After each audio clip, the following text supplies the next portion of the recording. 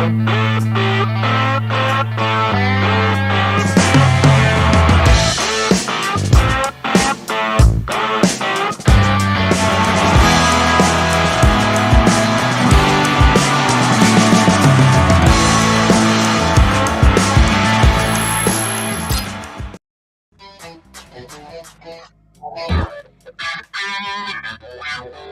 not doing this because I want to take long showers with you assholes. And you them kids that have been whacking off in my tool shed? By a bunch of fucking ice holes like yourself. Yeah, well, listen, you ought to ditch the geeks in the car with now and get in with us, but that's all right. We'll worry about that later. Oh, my God. There's 100 morons in my basement. It's you, Larry. Lollygaggers. Diamond dogs have struck again.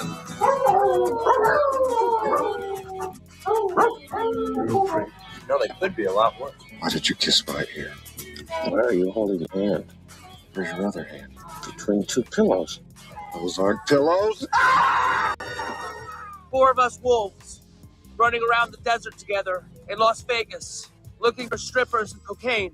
1, 2, 3, Benchwarmers!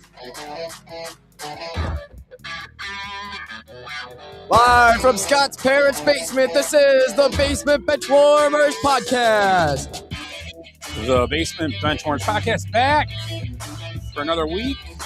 We got Ed, Timmy, and Scott this evening on this fine July warm day. Yeah, 90-degree day. So let's start out how we start every show. Get going. How was your weeks? Whatever. Has it been weeks again? Well, for Tim. Yeah, it's been weeks. weeks. For me. So we'll start with Tim for his weeks, and you give us your week, Ed. Yeah. Okay. Tim, weeks. Thank you. My weeks. Sweating. Went to the Taylor Swift wedding. Had to sign an NDA, so I can't really talk about it. I saw you there. Yeah. Yeah, she was beautiful. Another thing I wasn't invited to. That's what I was going with. God damn it. I'm good friends with you. I knew Travis Kelce before you guys. I brought him into this group when you get invited. Oh, shit. Anyway, Timmy, I don't want to hear about the wedding. Timmy, you're making me cry. I'm so happy.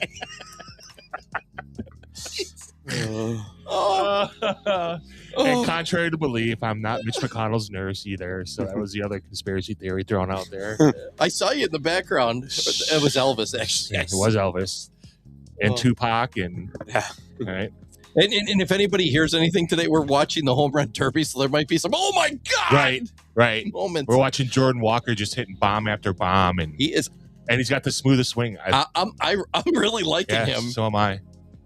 So doing a lot of golf, a lot of door dashing, which is whatever. Found a new pizzeria by my house called Ray's Pizzeria. Found out from a guy that golfed in our golf league. He's like, yeah, it's a hole in the wall place, like where the old I wrote it down. The old George Webb on 75th Street. Oh yeah, I heard about that. Yeah. So it's New York style. So it's awesome. It's very, very clean. It's like one of the cleanest pizza places I've ever been to. Super tiny. Like I think their whole building maybe fits like in that room for you. You buy it by the slice or by the pie? Yes. You buy this by the slice? Yes, both. You can order. You can have. They have like 6 different style pizzas, and so they, it's New York style. They throw it back in the oven for you. The first time I had it, I took it home. I took a couple slices home. Took a sausage and a margarita, which I never really liked margarita pizza, but it was the only thing that appealed to me, which sounds kind of weird because whatever, fucking good. And then I went Friday after delivering for a while. I had enough, so I'm like on my way home. I'm like, I'm gonna eat there. See it as out of the oven, are better. Okay. So, yeah, it's super good. Slices are $5 a piece, and it's fucking huge. Really? Yeah. So 2 pieces are pretty solid. Yeah, two pieces filled me up, and I eat a lot. So, I was very, very surprised, and it, I'm listening to this guy. It's like, yeah, it's got to be like a laundry front for for the mob because like these two old Italian guys own it. And sure enough, there's a couple of Italian guys back there. It's going to be like Casino. You're going to hear recordings like 10 years later. Yeah. Mama, where do we put that gun? You know, hey. Hey, can I borrow that knife? In the background, hear Tim's voice. Can I get a sausage? Yeah. Hey, I don't know why I want a margarita, but fuck it. Why you out of margarita again? You guys ever think about doing chicken parmesan pizzas? Get the fuck out! That is great. So, trying to think what else. I mean, really, that's about it. I was telling Scott, new med, so just been kind of like going up and down with nausea and that bullshit. So that's why I haven't been doing stuff. So seems like everybody has that problem. Once you change, it's like it's a whole new thing. Well, and then I first started taking them, and I'm on water pills, so I'm fucking pissing every 20 minutes, which is fucking fun. And then they took me off. Well, I think I'm still taking one. Anyway, it's just different. You know what I mean? Your body, I mean, one of the bottles says may cause drowsiness. It's fucking causes drowsiness. It's like, I remember I used to get all my cocaine from this softball player, but he got popped. So now, now I got it from this shady guy, behind Culver's and. That's awesome. You too, huh? Yeah, same Culver's. The old neighborhood's not really what it used to be. No. Yeah, this stuff's all cut with like an Ajax or something. Right. That's funny. Yeah, that's about it. Golfing really well. So I can't think of it. I haven't really been doing anything but working and golfing. So yeah, that sucks, huh? Yeah. Lots of golfing. Terrible. Lots of golf. Any new courses recently that you played? No, not yet. We had talked about golf at Delbrook. We haven't golfed in a couple of years. Well, actually we golfed there last year. It's a nice, you know what Delbrook is, don't you? I think I golfed through there. Maybe it's on 43. Yeah, in Delavan. Yeah. I'm not sure. Yeah, Lake Lawn's the other. I think we might have, but yeah, we hadn't golfed there in a while. We golfed there. Just golfed Ive Grove. I haven't golfed Ive Grove in a couple of years. Well, that's not true. I've golfed there like a couple times a year, but it's not a course that normally. How many of these Northern Illinois ones you hit? Because I was like kind of just driving around out there last week, and I ended up out in Hebron. Yeah, we golfed out. There's a golf course out. I don't even remember the name. I just went Oak Grove. Okay, yeah, it looked nice. Yeah, we've golfed there a lot, and it's cheap too for like a Northern Illinois course. Yeah, it's like $40 with card. Oh, nice during the week. So, yeah, we were lost on a back road, and I looked out and. Amber's like, we're lost, because I haven't even looked at the thing, and I was like, well, we're by Hebron. I can see the basketball. Yeah, and it was like 12 miles away. I shit you not. I can see it go through downtown 173 and 120. They had that little hamburger stand. Yeah, we ate there. Oh, nice. Yeah, it was decent. Ice cream was fucking phenomenal. I had a butterscotch shake, and I thought it was like the best thing on earth. Really? Yeah. So that does sound good. Yeah. We were going to golf Stonewall Orchard, but my dad said it was too much. So I don't know. Like during the week, I don't know what the rates were, but there's another. Yeah, I golfed an outing at Stonewall Orchard one time. Yeah, I think I did. It was a nice course. Yeah, there's another course in called Countryside Mundelein. It's supposed to be more of a links course. That's a really nice course. So, but yeah, I mean, there's so many courses to choose from. So. Yeah. Speaking of courses, I drove by Maple Crest the other day. Oh my god! Yeah, it's nuts. Makes me sad. Like. There's like 4 trees left out there. Yeah, that's it. Yeah. When did you see it last, Ed?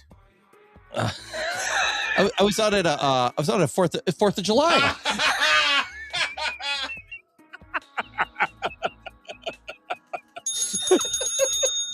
That should have been the word of the day. Whoa. Yeah. See, I warned our viewers already. We're gonna notice stuff on this. Right. That's a bomb. So yeah, there's some really good. I mean, there's so many courses. Very lucky to be where we live, and there's probably I think we figured out like 30 courses within an hour. That's nice. Yeah, because I'm like driving by and I'm going, man, there'd be some good hunting out there. I bet. You guys are shit. We've seen like turkeys and deer and coyotes and oh yeah. There's a fox out at Nippersink that would hang out. Oh my god, sorry, that was in the 3rd deck. Was it? Yes. Well, he's only got 5 home runs, so it's kind of like it's Jack Kegley-Alonio. He's starting to smoke him now. Was he on the Italian team this year in the Olympics? Yeah. Oh, He hasn't played well this year, though. Not great, you know. Right. Has anyone really played well since the World? I'm Baseball trying Classic? to. I mean, Otani's starting to come around now. Right. How Yeah. about who's his Bobby? What about Bobby Witt? Yeah. Yeah. None of the guys. Well, I mean, PCA. Yeah. He didn't really play a lot though. After a few games, they were like, Jesus "We got to get Christ. this guy is hitting some monster Yeah, he bombs." was. So So yeah, Race Pizza. I'm trying to think if I had any other like new restaurants or anything. I tried the Philly steak at Arby's. Pretty decent. I've had that before. Yeah. It's real good. Yeah. Cheese steak. Yeah, it's solid. Yeah. It's really good. Actually. It's really messy and stuff too, which I really like. I think the messier the better, but that's just me. Giggity. Mm-hmm. So yeah, that's about it. My boring life. that was interesting. Yeah. Anytime we find a new pizza place in this town, Yeah. out of the 71 we already have, Right. And it, probably the unfortunate thing, it's close by, so it's like, I'll just go for a little drive. that's like Sal's by me. Yeah. It's quick to get to Sal's. I love Sal's. Sal's another underrated place. Yeah, for sure. Right. So, do they sell by the slice though at Sal's? It's just pies. I think it's just the whole pizza. Yeah, I like their stuffed pizza a lot. That stuffed pizza is fantastic. We were going to go to Nona's last night after golf, but they close at 8 on Sundays. So, yeah, I was really looking forward to that pizza too. We went. Yeah, before that. Before we saw Elvis. Yeah. That place is solid. I like it. I like it too. We went to Spanky's Thursday again. I didn't order anything but the burger this time, so I wasn't going off the reservation. No more grouper tacos. I'm gonna. I don't know if anymore, but at Spanky's, it used to be you get the fish fry, and if you get there too early, it was like the oil wasn't hot enough or anything, and it was like greasy fish fry. And I mean, it's probably changed in 20 years, but, Right. You know. In Waterford? Oh no, I was thinking Kenosha Spanky's. I drove by there the other day, and someone's working on it. So I kind of wonder if I saw that too. Yeah, that's kind of cool. It's gonna be the pudding place. The second one, they're gonna put one across the street like Quick Trips. Pudding place. The old Max Deli pudding. Right. Yogi's pudding. Have you had that? You brought it. Oh, that's right. Yeah. That's right. It was really good. Right. I will say it was tasty. But us three fat guys, are we going to? Hey guys, we should go get pudding. Like I said, that should be like a sandwich shop and pudding. Yeah. Or something in pudding. Well, he's part owner of Melcast. Why don't you just put it in there? Oh, it's the same guy. Yeah. He's the. He had the waterfront warehouse. And yeah. Does he? Not Mr. Yee's too, is it? Yes. Yeah. Yes. Mr. Yee's has really improved. Yeah. You know, they've done a really so good you job. think they put the yogurt pudding in there as like, but I mean, well, they got ice cream, so you don't want to have too many beat each other up because of ice cream. Yeah. Actually, I haven't eaten there yet. I did, but it was cold. Nah, it was left over. But I did go there for ice cream last night. I had a chocolate pineapple shake. Good. Try it.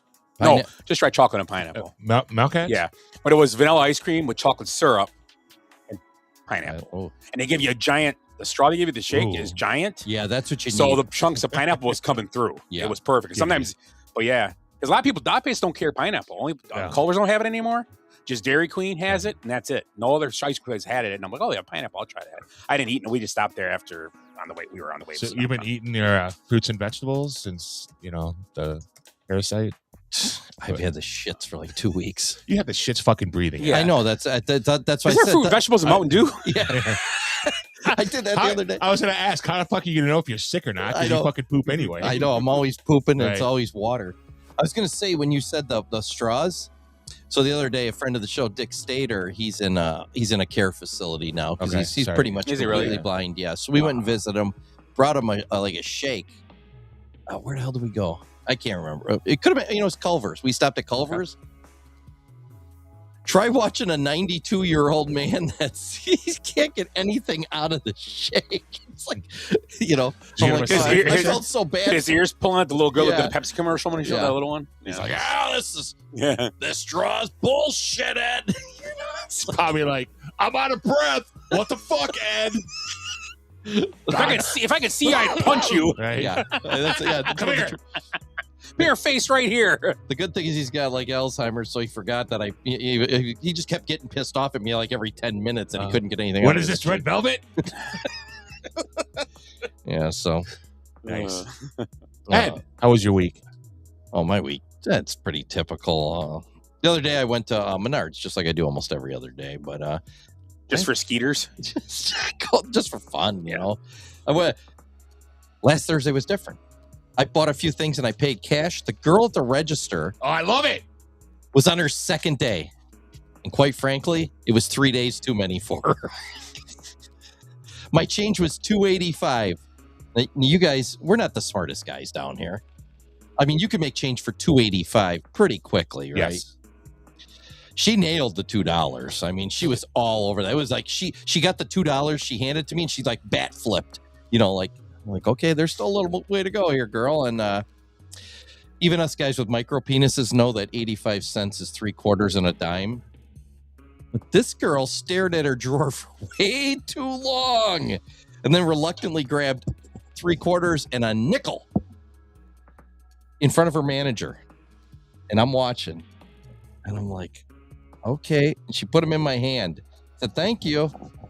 And I took my hand and I spread all the coins out in my hand. I said, count those up again. And she's looking like confused.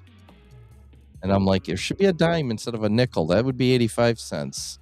She's like, oh, I'm sorry, but the register's already closed. I was like, we'll call it even. I mean, so it was a draw. We had a face off, and it was a draw because she had no clue how to make 85 cents in change. Yeah, it's starting to be like just pure theater, like watching these kids try to. And her manager's there, like watching her, and I'm like, right. You know, look again. And she's a cute young girl. She better be. Right. Started playing a new game when I go to Chick-fil-A to pick up an order. Want to see how many times I can make someone say my pleasure. My pleasure. Or, thank God. Yeah, go fuck yourself. My pleasure. My pleasure. Yeah. You know what, though? If you worked at Chick-fil-A and ate that food every day, you'd be happy, too. Fuck yeah. It's so good. Yeah. For fast food, that's as good as it. I mean, besides maybe Portillo's. That's. I think Buona beef is pretty good, too. You like Buona beef? Yeah, I do. I think it's solid. I had it the other day, and it was decent. I like it. Their other food's good, though, too. Yeah. Like, they have I didn't get it yet, but they have a vodka chicken parmesan sandwich. Get the fuck vodka out of sauce on it. Or Really? they're called, what would they call the sandwiches? They got one in Paddock Lake now. I was out. A Buona? Yeah. No, Lake Geneva, right at the beginning of Lake Geneva. Yeah, right when you get in town. Yeah, my fault. I saw that. Yeah. I know I was riding out there the other day. I'm like, holy crap, there's another one of these things. Yeah, that would be crazy if it was in Paddock Lake. Then I went to a different grad party, like my 12th one of the year. First one of the year, though, that a rescue squad had to be called to. I wasn't there. It was actually in your neighborhood. Really? Yeah, so the neighbors, it would have been part of your backyard, the ones right behind. So it was Mary's old house. Okay. Now it's the Hansons.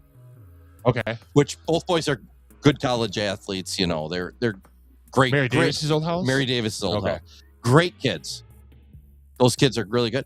Next door, so it's Davis's, Lorigan's house. Right. So they were coming over, and she's got a older boyfriend there, and he's like 87 or something. An older boyfriend, he's 87. He's just old. That's not older. She was like 84. Old as fuck. And we're all sitting there in the backyard, and somebody's like, oh my God. We look over, and he does a header off the stairs of his own back stairs. The guy did? Oh my God, there was blood everywhere. Yeah. Probably on Did he just lose his balance, or is he drunk? Yeah, he's old. He's 87. He was just coming to the party. Yeah, he was holding the graduation card in his hand. It was the next door neighbor. Just the kid come and grab it out of his hand while he's laying on the ground. I'll take this. That's Excuse me. Excuse me. The basket's over there. Are you gonna bleed, or are you gonna put it in a basket? Bleed over there. Like, you know, when you got old man paper skin, it just ripped his whole arm off essentially. And he's laying on the ground. It was like, luckily there were a few nurses there. They, you know, helped him out, and then the rescue squad got there. Like, it's the first grad party I've been to with a rescue squad, and hardly anybody was drinking. I felt weird because I had 2 beers, and then I had a vodka and Mountain Dew.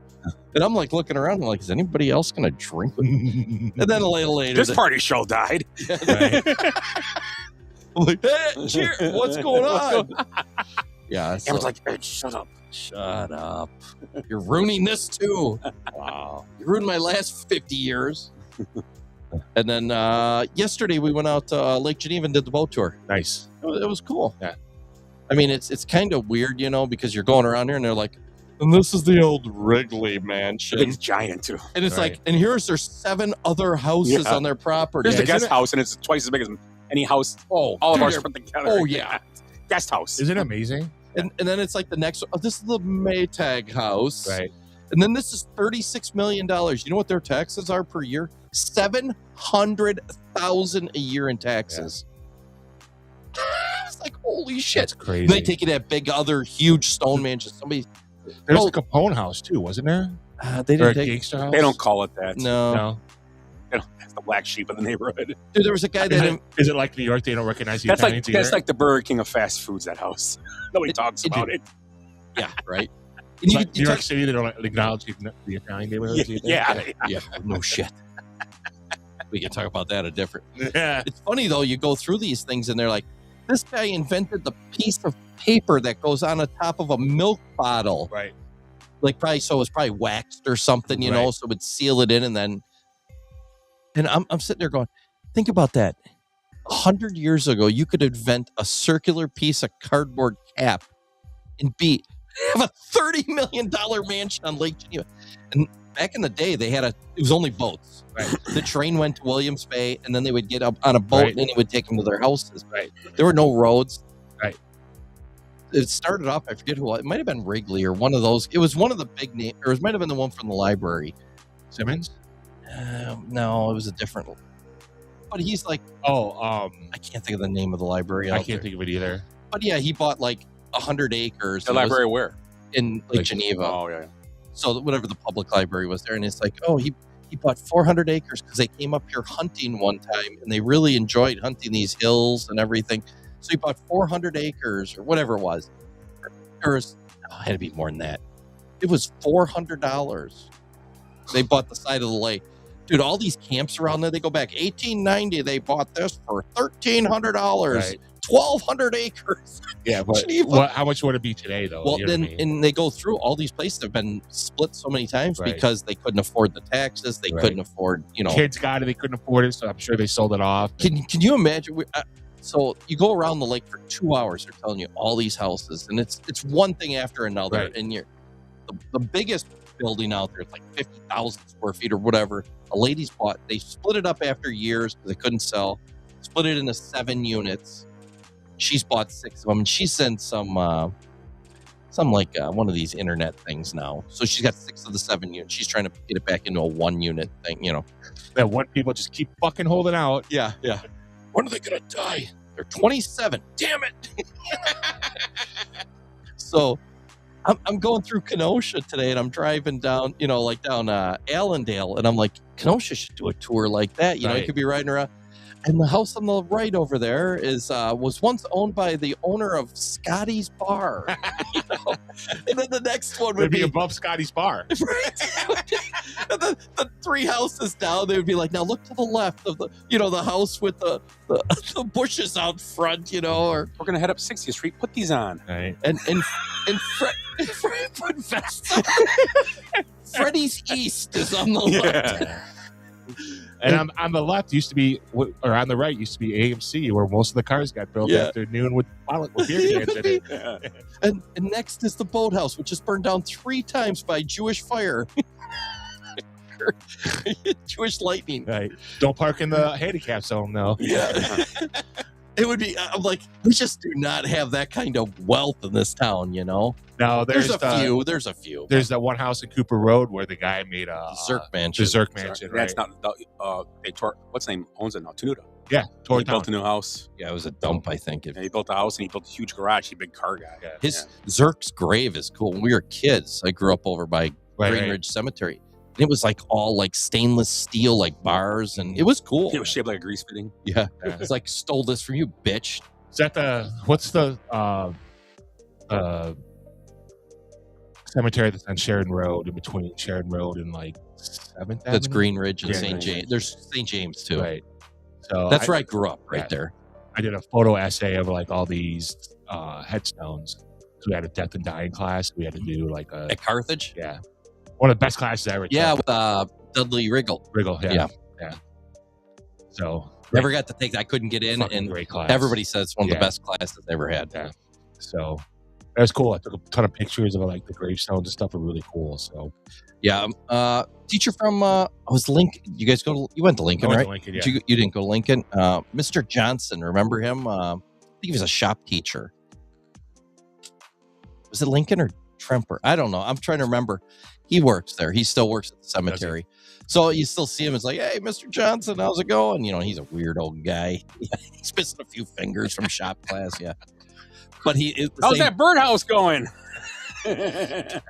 Still smells like that resin, that epoxy resin where we used to make it. Remember we used to make it smells like Bondo cigarette. I think I did have him. Did we make like a notebook? Like we did paper and shit? Probably. Yeah. Papyrus paper. I think that was the class I was in when they showed the I think that was the Johnson. The Challenger explosion. Remember? I was in a math class or English class. We were was it at Lincoln? Yeah. It was down in the cafeteria when that happened. I remember him rolling in. So I was right down the hall from you. And they rolled in a television. You were 2 years younger than me, right? Yeah. So I would have probably been, what year was it? 87? 86? 86. 86. So I would have been in 7th grade and you would have been in 9th. Yep. I remember we were in and they rolled it in. So you were probably right down the hall from me. Probably. That was crazy. Yeah. Who the hell's Ben Rice? Never heard of him. Yankees catcher. Oh, is he catcher? First base, DH, yeah. They call him Uncle Ben? Can't. It's racist now. Do they call him Mr. Ben? Yeah.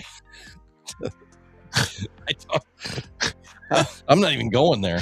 All right. That's all I had for this week. So I'm trying to remember that was it.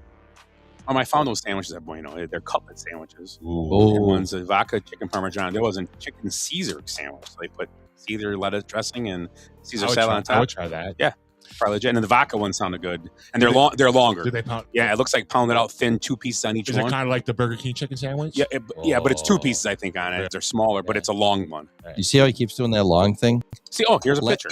Last week we did a whole. That's a good looking sandwich. How are they open till? I'm heading out. Maybe I have it DoorDashed here. Ooh.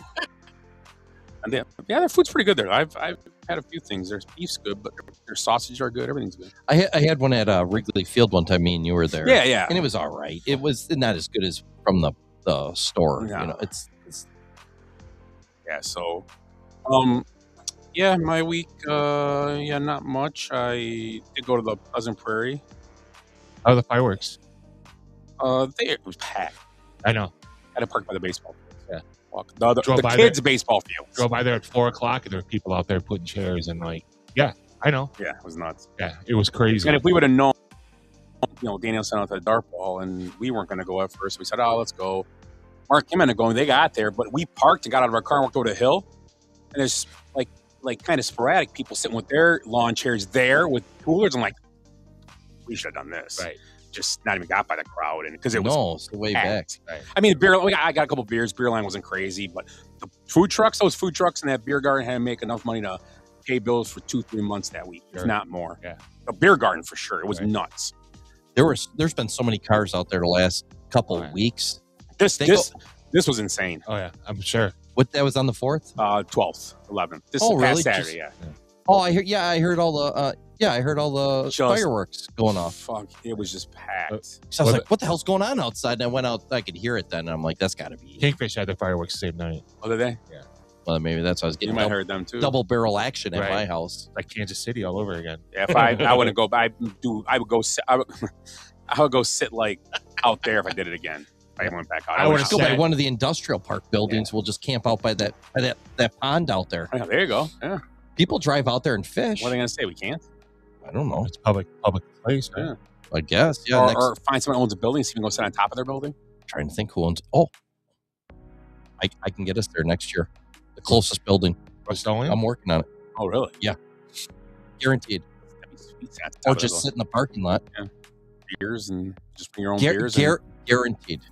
On tea? Yeah, he was just texting me this morning. I was like, he runs the whole thing. Well, maybe it's good. Could I remind me next year? I'll hook us up. Might get invited. Oh, we'll get invited. I'll invite you. I'll make you buy. Besides, it's all not much that else this weekend. I can't think of anything else that we did. Fireworks are good though. Yeah, fireworks. Yeah. I didn't even see any fireworks this year. I didn't go. Okay. I'm not fireworks are fireworks. Like DC's fireworks were crazy. Yeah, but if I've been in like Disneyland and shit, those are cool fireworks. They put lasers into them and stuff. There's a show. I think. It was cool. Pleasant Prairie did it. I think it's going to get better as we go here with all the drones and everything. Yeah.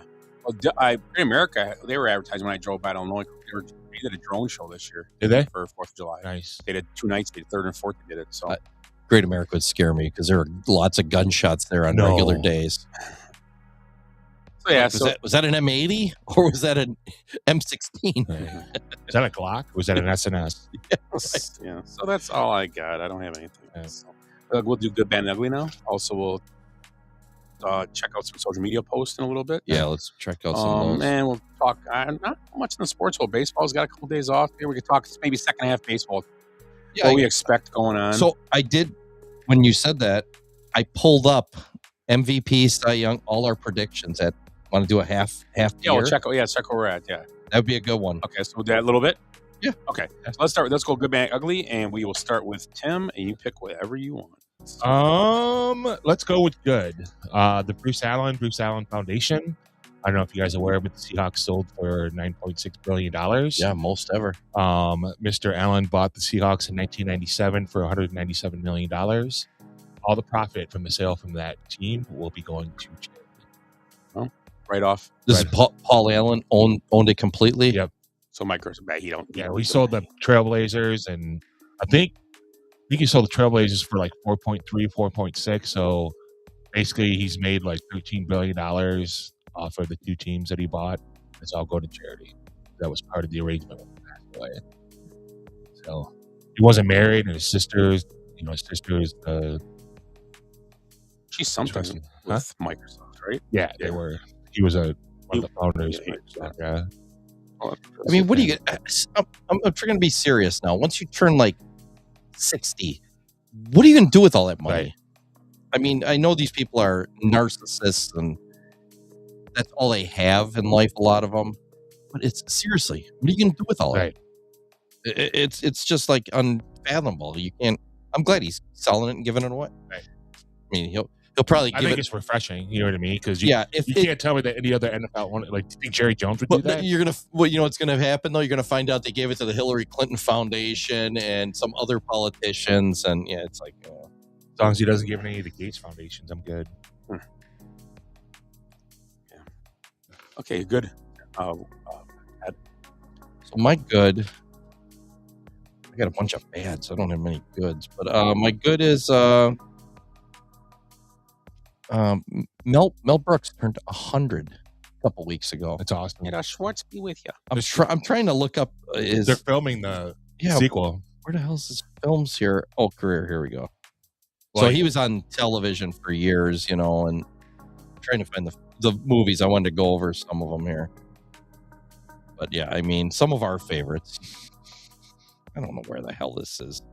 It's not giving me like a straight list, But I mean, Blazing Saddles is just ridiculous. One of the greatest comedies ever made. Spaceballs is top 10. You like Spaceballs that much? Oh, yeah. Spaceballs. I like it. I don't think it's that good. I mean, Young Frankenstein, good movie too. Yes. I wish I had this more prepared. Silent movie he did. So it was like a kind of a mashup on like the old Charlie Chaplin type movies. Right. High Anxiety. Alfred Hitchcock parody. Barry Bonds. His head's too small. Sorry. That's him. Is it? And Pools. Oh. We got here going there. Yeah, go ahead. History of the World Part 1. History of the World. Great movie. Who did? He didn't do It's a Mad, Mad, Mad World, did he? No. I don't believe so. I mean, Spaceballs again. Bill Pullman, John Candy, Rick. Yeah, so Moranis. I mean, I could go. I for some reason I can't pull up like the list of the movies, but it's lengthy. Yeah, I just think. Right. He donated his whole archive to. I brought it up like a couple of weeks ago. He donated his archive. Smithsonian or no, to like a college, I think, or some National Comedy Foundation or something like that. So. Yeah, I mean, American legend from the filmmaking, and I know he's got more stuff. I mean, you have Robin Hood, Men in Tights, all those at the end of his thing. He was on TV for a long time too, wasn't he? Yeah, for a long time. That's how his career started. But yeah. I wish I could find a good list. Blazing Saddles, Producers. That's right, The Producers. One of our favorite films is, because that's where did a Dracula movie. Hitler was a great painter. He did Robots. I don't know if you know Robots, Scott. That was like a animated movie, and Robin Williams was in that. That was a really good movie. Animated movie. So, To Be or Not to Be, The Elephant Man. Yeah, The Elephant Man was not even a comedy. It was right. That one's hard to watch. What is Elephant Man? The Elephant Man. Was that the one? No, that's Mask. I'm thinking of right. Mask was with Cher and that. What was his name? Eric Roberts. Yeah, but what was his name in the? His face is all mangled. What's his name? Screw Loose is another one later. I forgot the Producers is a great comedy. It's very underrated. Right. A musical comedy about Adolf Hitler. Who would have thought of that? Two goats. Yeah, so I mean, he won a bunch of primetime Emmys and Rocky Dennis. That's right. He created Get Smart. Right. So I mean, that's a classic. Anyways, he conceived of. Remember the Critic? You remember that came back? They redid it with John. Yes, John Lovitz. Lovitz. Yeah.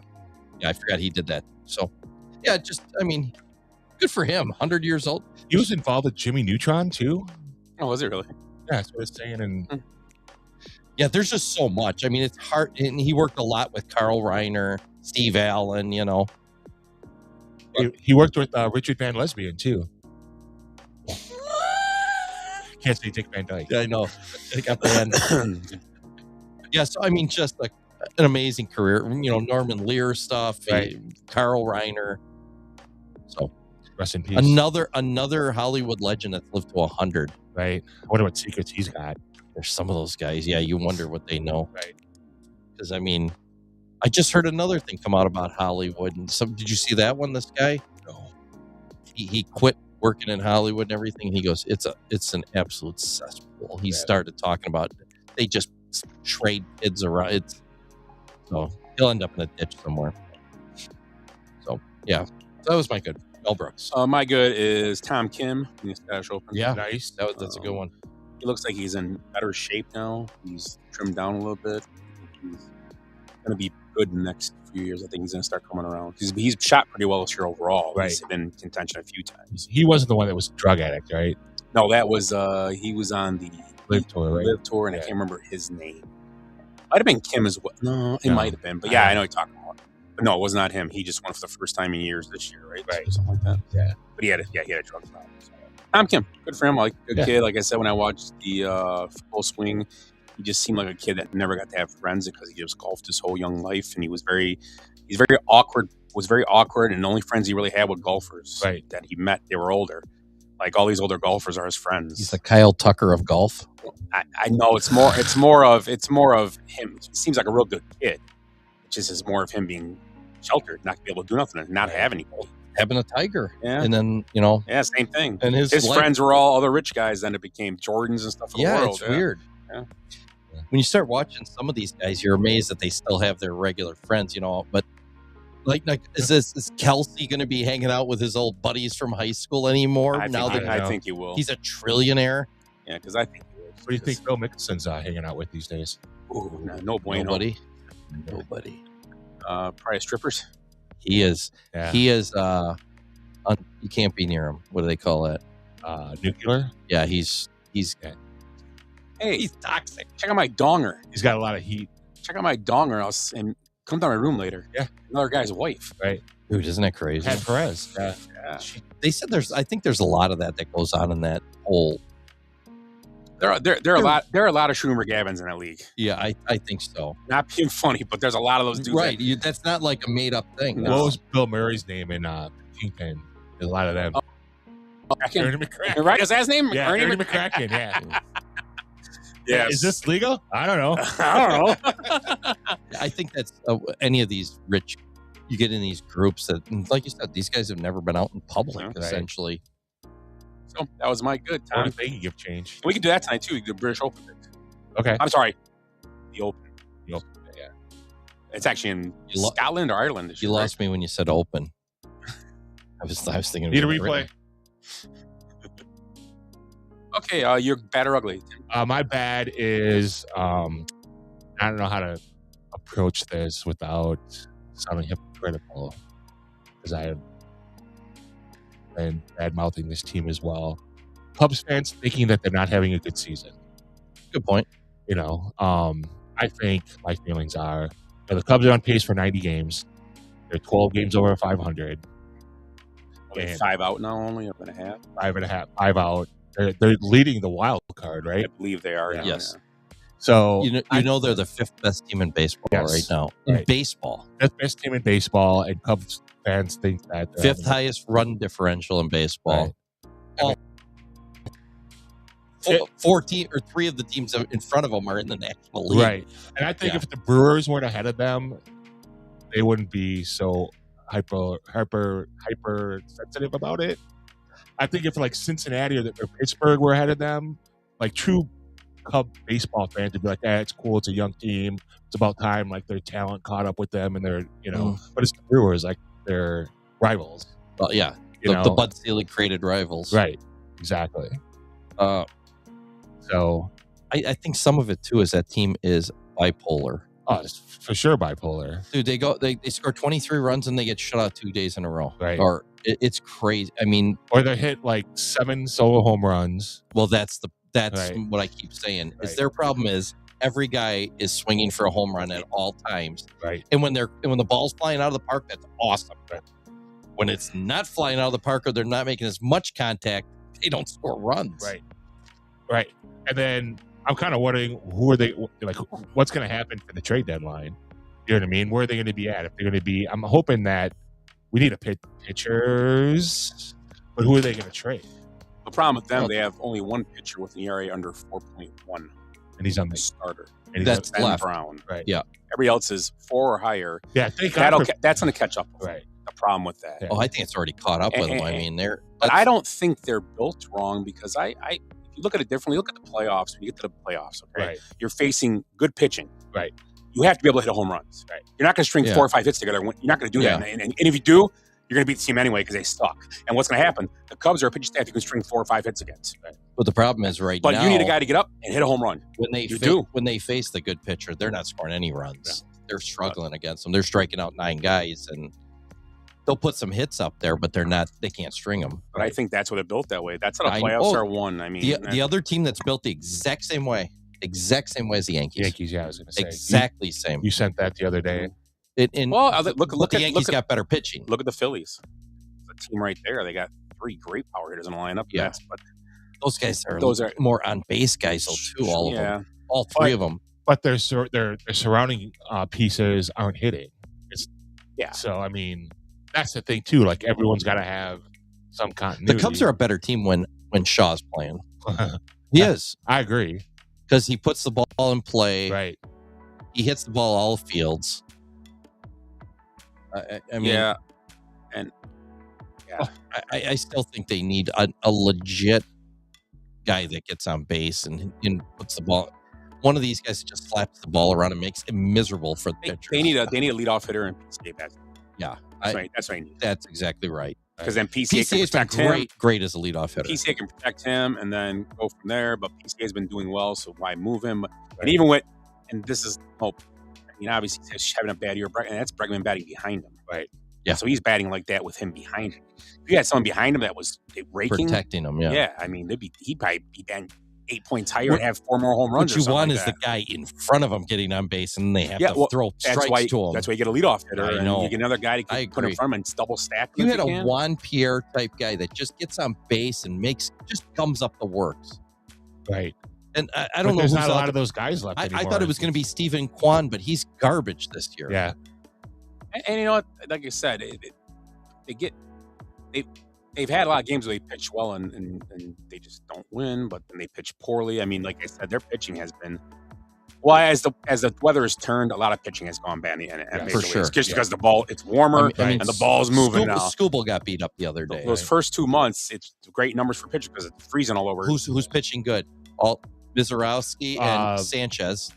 Phillies. Sanchez. No. And Wheeler. Wheeler, who didn't get an All-Star. How about the kid from the Yankees? Luzardo's been really good too for the Phillies. Kid from the Yankees too. Schlitter. Yeah, he's incredible. Yeah. But there's a handful of guys. I mean, that was a report today. The Yankees are looking at Scooble. So, no, the Dodgers. I'm sorry, Dodgers was the report they were looking at. I'm like, how? Why to bolster up the AAA rotation? How do you fit these guys? Well, it's going to be it's going to be just trading prospects. It'll be the whole outfield for AAA, and I hope so because my buddy's kid's in AAA. He's stuck there, and he's killing it right now. Is he? Yeah, I could make him one of my goods because he should be getting called up by the Dodgers, but where are they going to call him up to? Right. He's not even on the 40-man yet. He's got nowhere to go. But he's stuck there? How would that change much if they got Scooble? Well, I thought who's coming up? They have someone coming off the disabled list, don't they? They have 2 pitchers coming off. Yeah, the DL. I thought the Tigers, right? No, the Yankees. Oh, the Yankees. Oh, Yankees. I mean, they should have the Fried should be coming off. Right. Yeah, somebody. There was someone else I just saw the Garrett other day. Cole pitched the other day. Garrett Cole's the other guy. Garrett Cole's been back. He's been back for a while. Yeah. So, the Yankees have some big pitchers. They just they haven't been pitching well. They're almost identical to the Cubs. They got all power hitters. Rodon's one of them. I was thinking of. Yeah, Rodon's injured. And Max Fry, the other guy. Yeah, okay.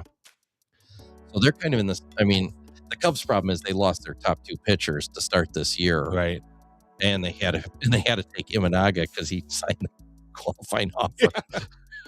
Whoops. So now they're stuck. It's really a good thing that he did. He's been pitching fine. Yeah, he's been pitching like a 3 or 4 hit pitcher, like they thought he was going to be 3rd or 4th. He's not. Yeah. Right. And Edward Cabrera pitched good. Now he's getting hit around a little bit, and maybe his All-Star break's a good rest. Stodd's been pitching a little decent, but still. Ben Brown's been fantastic. Yeah, he's the MVP of the year, I would think. Cy Young, yeah. Ain't there MVP? Well, MVP of the team. Like, thank God for him. Like, right. He's terrible. Ben Brown. Yeah. He's giving him in games. So that was your. I don't know. Bad. My bad. What was that? Cub fans overreacting about not having. Okay. Thus far. That's true. I just looked up the same thing you do because I like looking at the mid season, and it's like, geez, they're 5th best team in baseball right now, and we're sitting over pissing them on it. But we expect a lot. I do too, all the time. Right. And then Scott keeps yelling at me, and I'm like, come on. It's a marathon. Fuck it, it's a marathon. It's like, they need this. I'm like, who gives a shit? They're going to put some hair on their chest. I mean, they do need a pitcher, but I don't know who's out there. I mean, who are they going to get? You can avoid being the wild card team. Pretty good. Yeah, that's the problem. They're stuck behind the Brewers. Have like a 99% chance of winning the division. Kyle Harrison's down, but it doesn't seem like it's that bad. Woodruff's out again. Yeah, Woodruff's out. If Mizorowski goes down, they're a horrible playoff team. Yeah. They're a horrible playoff team because they got no pitching. No. I mean, they got the Priesters are out, so they're one injury away from struggling too. So, I mean, it could happen. We've seen it before. How many years ago was it when the Brewers completely collapsed? They shit the bed in like August and September. Right. It happens. Yeah. And we've seen them also run off 90 straight wins like last year. Well, yeah, and last year be reversed. Never know. Yeah, you do the same thing. You never know. Baseball's strange, man. Yeah. People, you're seeing it with the Phillies. They were horrible. They were worse than the Mets, like 30 some games into the season. Haven't they had the best record since June 1st? Yeah, 5th, 20-6. Yeah. I think Mattingly's a great manager because I think a lot of those guys are old school guys, and Mattingly fits perfectly there. I hate the pundits coming in and going, "Well, that didn't do anything, but it had to be done, but it did." Well, then why were they losing? I mean, the Cubs have had the best record. Yeah, I know, 20-6. You said, but the Phillies have been great. Phillies been on fire. Yeah, and they're getting good pitching too. Right. Who was their coach before that? I forget what his name is. Can't remember his name, but he was there for like 3 years. Yeah, and Mattingly's good. I mean, he's done well in Miami and he got fucked over Dodgers. in Miami. Yeah, I thought. Yeah, I have no because problem. you wanted to play certain guys and like no, and they wouldn't spend any money Right. and everything else. I Right. mean, good for Mattingly. Yeah. I always liked him. Yeah. So my bad. I think it's my bad. Isn't Ed's it? bad. Ed's bad. Oh, you're Yeah, right. I haven't even We gone started yet. talking about something. Yeah, we just wander off here. Squirrel. On the Basement Benchwarmer podcast, Yes. you never know what you're going to get. So my bad is Lilo from Lilo and Stitch died at 35. Really? Yeah, DeVay Chase died of AIDS and drug use. So, funny thing is, I guess it's like a big thing because there must be one coming out, or one did just come out. Another Lilo. It was a and live action. Live one. action. Yeah. Is that what it is? Yeah. It already come out. I think it did. So, I watched it for the first time like 2 weeks ago. I'd never seen it. I had no great. idea what the hell it even was. I had no idea. So I watched it for the first time. It was okay. Kind of racist, you know. The Hawaiians all have these big pug noses, which was.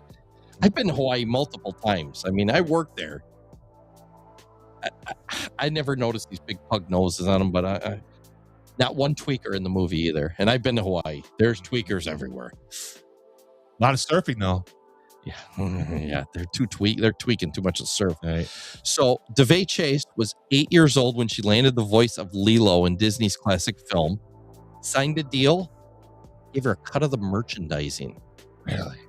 Oh, so she's At 8 rich. years old. Said you didn't want to get paid a straight rate, would rather have a cut of merchandise, residuals, theme park attractions, and other products that used her voice rather than a one-time payment. Sorry to interrupt. But That's a smart move. Evo, both of his kids got drafted by the Brewers. I saw that, Yeah. yeah. So the guy throwing BP here for, who's this for, Harper? Yep. Yeah, both his kids got drafted by the Brewers. Yeah.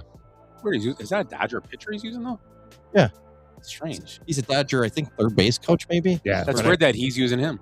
Unless he was a coach there I at one think he point. was a coach in Washington. Okay, there you go. These guys all know each other. Yeah. It just Sorry, I didn't mean to interrupt. No, that's fine. Right. When she died, that Lowry. she Yeah, had Lauer, yeah. Sorry. She had millions in unclaimed checks from residuals. She was too far gone to collect her money. She was hooked on heroin and fentanyl, the really good stuff. Right.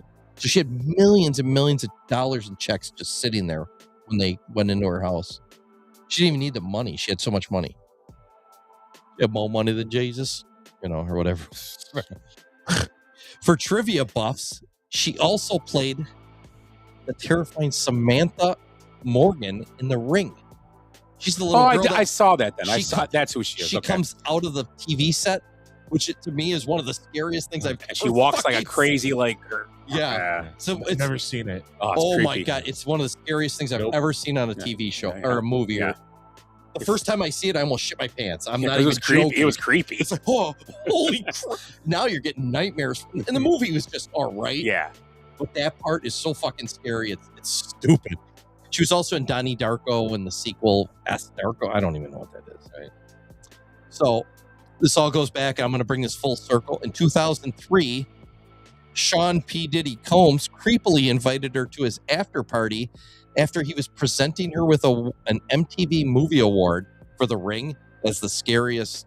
That's okay. She was 12 years old at the time, a move that raised eyebrows across social media because, as LeBron famously said, Ain't there no party like a Diddy party. Ain't no party. Diddy party. So, Fuck LeBron.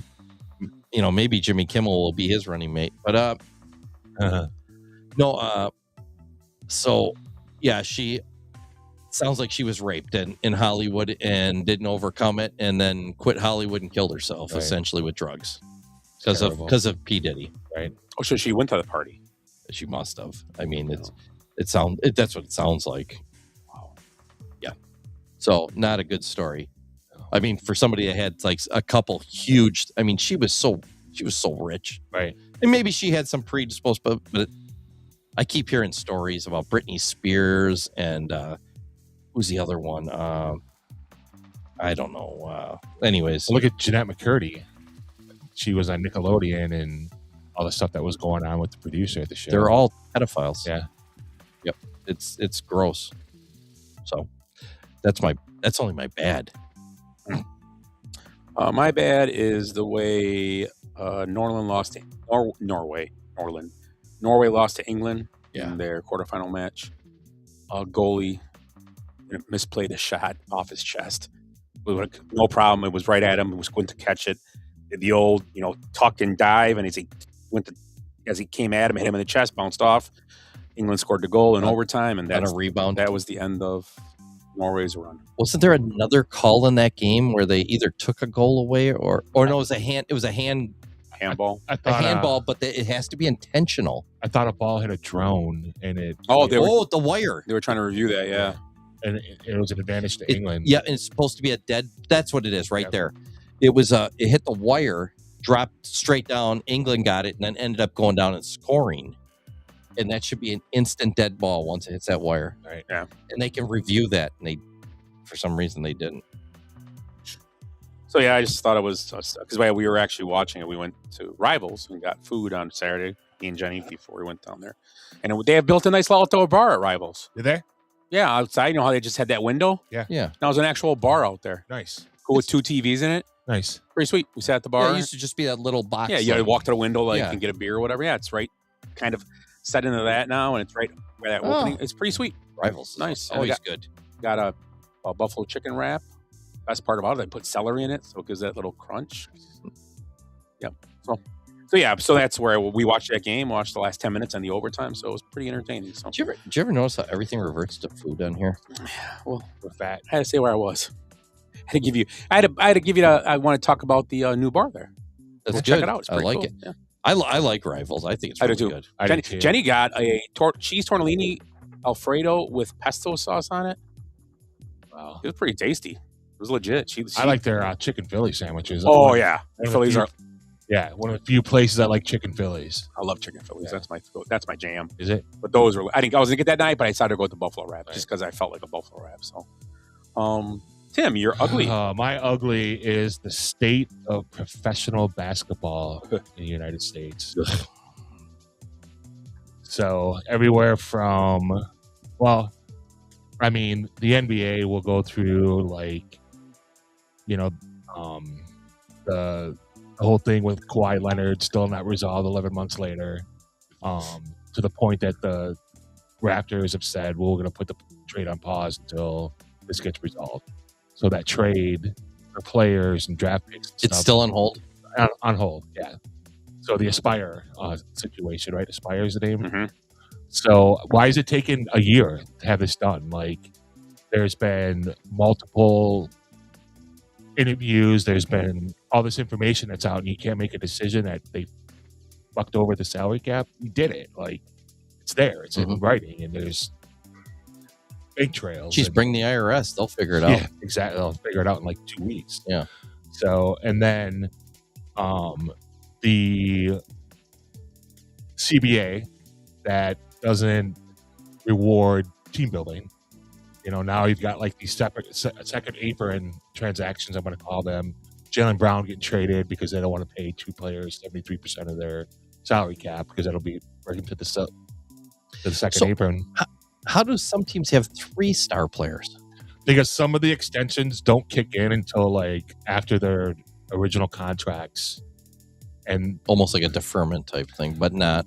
It doesn't. So let's say Chet Holmgren's a good example. I think he's got another 2 years for his rookie deal. It's 5 years, and then his extension doesn't kick in until 2 more years. So it's kind of like a Pat Mahomes thing. Right. Well, NFL is different though. They'll wipe out contract years and they'll redo the contract. They do that. And actually, what they do with that is they put guaranteed money, and then they put Because NBA doesn't matter. You're getting your money no matter what. So if it's just in 5 years, NFL, if you don't get it correctly done, you might not see it. Yeah, you're right. But they do a lot of guarantee now, like Tim said. You remember Mahomes though? It was we were talking about this, I think last year or whatever. Mahomes got to be one of the highest paid guys. It's he will be this year. His contract hasn't even started yet. Right. It's this year now because I think they reverted it or something like that. Right. So the owners don't want to win. Basically they want where everything's equal. What's the word? Equity. No, they want parity. Parity. Yeah, they want parity. Which I think it'd be good. They've had 8 straight champions of the different champions. But they need to have a more structured parity. Right. I think you should be rewarded for the team building. I think someone you can't have you can't have 3 years of top 5 picks. I don't think that's fair. I mean, right. You know, and then you got the second apron, and then you've got Wemby, who took less. A little less, yeah. Right. It's a big chunk. He took less, though. It helps. $50 million. So that's a player. Yeah, exactly. A good player. He's doing the Tom Brady where he takes less money so he can build a team. He wants to win. Right. He wants to win because he makes enough money from Nike. He makes enough money from his endorsements. And he's France. He gets probably a ton of money out of France or endorsements. Right. It's just, Sacre bleu. Sacre bleu. Yeah. And the thing is that the NBA Players Association is like, this isn't right. Like, you agreed to this fucking CBA, so fucking live with it. Like, you're the ones that bent over to help billionaires. That is one of the problem is the players always get their way in almost every sport in these situations. Not in the NBA. Well, that's why that's the problem with the unions always want to win no matter what. Oh, which is like sometimes there should be some give and take for the quality of the league. Right. Well, the NBA Players Association president says, well, we probably shouldn't agree to this deal. Well, fucking league, moron. Yeah. Like, I guarantee, and Tom Brady took less, but if he could have took less than he did, he would have. Right. They don't allow you to. Right. Yeah, I agree. Right. They don't allow you exactly to. right. That's why fucking LeBron James' agent is like, well, LeBron doesn't really care about money. Fuck the fuck off. Because the last 3 years, he would have fucking been able to take less and been able to build a winner in the Lakers. So, dude, they had some players there too. They had players before he got there. They screwed up by taking them. Right. Yeah, you're right. Right. Yeah, because they broke that team. And they did win a championship, but I mean, they did win a championship. So you know what? Because it was rigged. It worked, I guess. What they did, I give credit to teams that do that go get winners. But NBA is different. You can do that in the NBA at any time because you can have 2 good players and a great supporting cast and win a lot of championships. Right. Well, you don't need to have NFL and MLB. You need to have a group of guys that do something. You know, you can't just have 2 guys that go, we're going to win today. Unless it's Randy Johnson and Kurt Schilling. Yeah, that's the only difference. Although there's guys that hit on the team too, though. You can't just get 0. That was a good team. Yeah, and a veteran team. Yeah. You have to have the Cubs team too is a mix of veterans and young guys. Right. Good young talent. Right. Right now, their whole pitching staff's old guys and now Bregman. Right. And it's not working. Right. And I have a lot of respect for Wemby for taking less. I mean, because he could have took more. You know what I mean? So, I mean, I just think he's being unfairly targeted by the Players Association. So do you think they're not going to call fouls on him, and then when they elbow him in the face or stick their thumb in his eye, you know? No, that's another. They can't reach him. No. And then the WNBA has just been. They're not a real league. Thank you. Until they get rid of Kathy Engelbert, they're not a real league. So she stood up Dan Patrick because HR said it's not a good look if you go on there and get grilled about what's going on with the league. Really? You're the commissioner of the league. You are the person that is supposed to elevate this league and make money for the owners. It should be a combination of both. And instill confidence in your product. Exactly. Back up, like, say something. It's your fucking league that's fucking up the sport of women's basketball. Say something. Hey, we're investigating the officials, or we don't condone this kind of behavior from our players. Marina Mayberry just had a shoe chucked at her yesterday, and there's no outrage about that. But if it was fucking Caitlin Clark, there'd be a fucking, a work stoppage because they're being unfair to her. Mm-hmm. So it's just a bunch of angry lesbians. It is a bunch of angry lesbians. So, let's be honest. Right. I mean, that's what we strive for honesty on this show. And it's like, I heard this the other day, and I thought it was like spot on. Like, the WNBA is like, we want to be a real league. We want to be a real league. We want to be a league. Here's some attention. Oh no, what are you doing? Like, we don't want that kind of attention. I want to be a real ball. Yeah, I want to be a real. Yeah, exactly. Right. Literally. Right.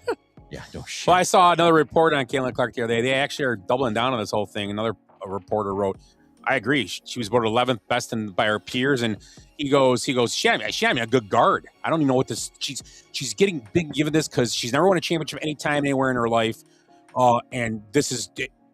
And I'm like, what? Right. She's only been in the league like 2 years. Well, no, but like high school, she never won one.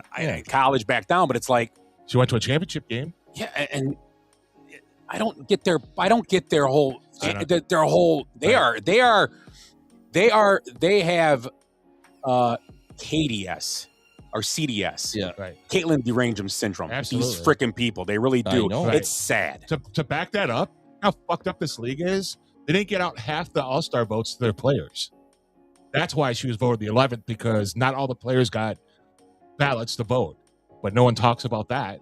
I still think they rigged the other voting too, because Bukers or whatever, Beckers. She's having a good year, but so Caitlin Clark's percentage went down like 40%, her amount of votes, right, from last year when she was injured the whole year. You know, Paige is a lesbian, so I mean that gives her a head. But do you think that many more fans voted for her than Caitlin? I mean, they're trying to put her on top of Caitlin Clark. The league is for sure.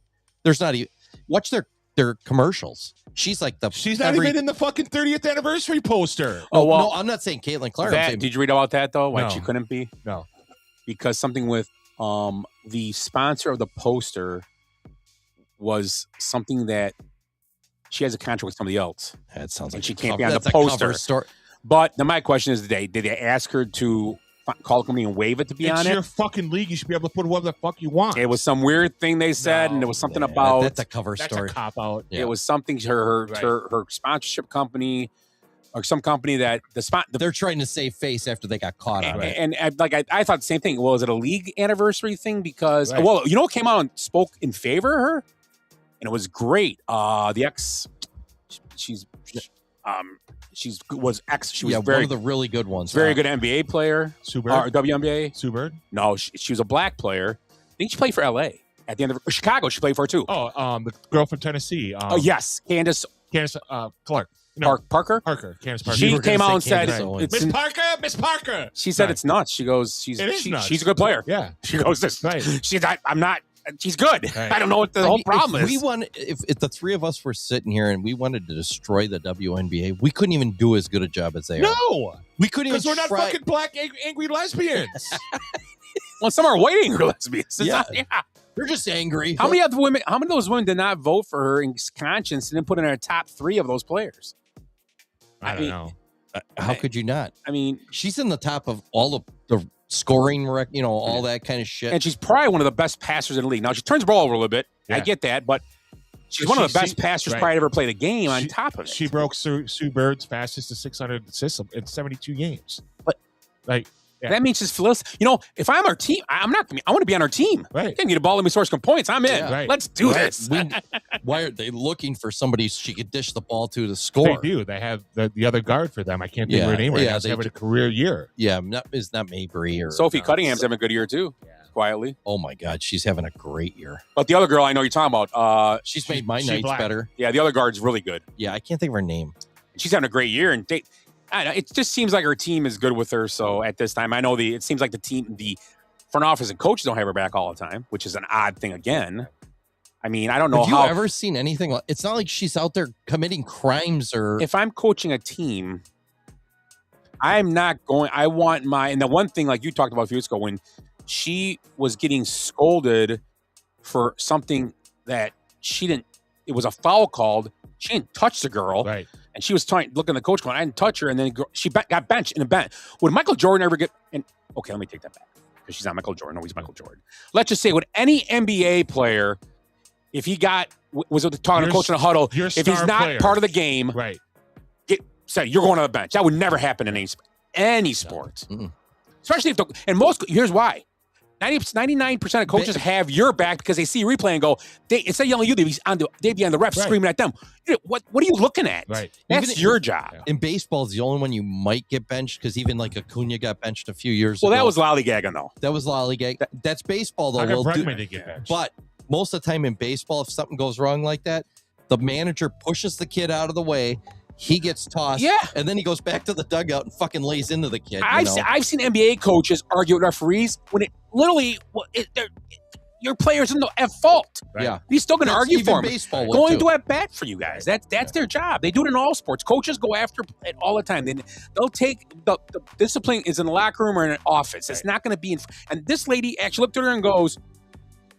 Took her out. Right. If I was Caitlin Clark, I would have grabbed my crap, went to the locker room, and said, "I'm done with this league. Start your own league. Trade me. Yeah, go to Europe and start trade your me. own. Yeah, trade me." Right. We were in I got called in for a job meeting. This is way up north one time, and a friend of the show, Mike Molinaro, was working for me. And acquaintance. Yeah. Agreed. Kelsey Mitchell's the girl we were talking. Oh, about. okay. Yeah. Okay. And he screwed up on the job.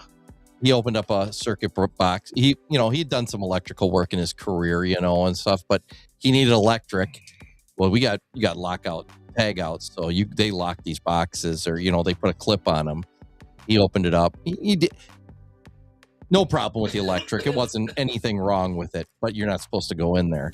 We got a job meeting. I had to go up there, and we got into that thing, and your guy did this, and I'm like, he's at fucking fault. You can't be doing that shit. It'd be like going up on a lift without your harness and stuff on these big jobs.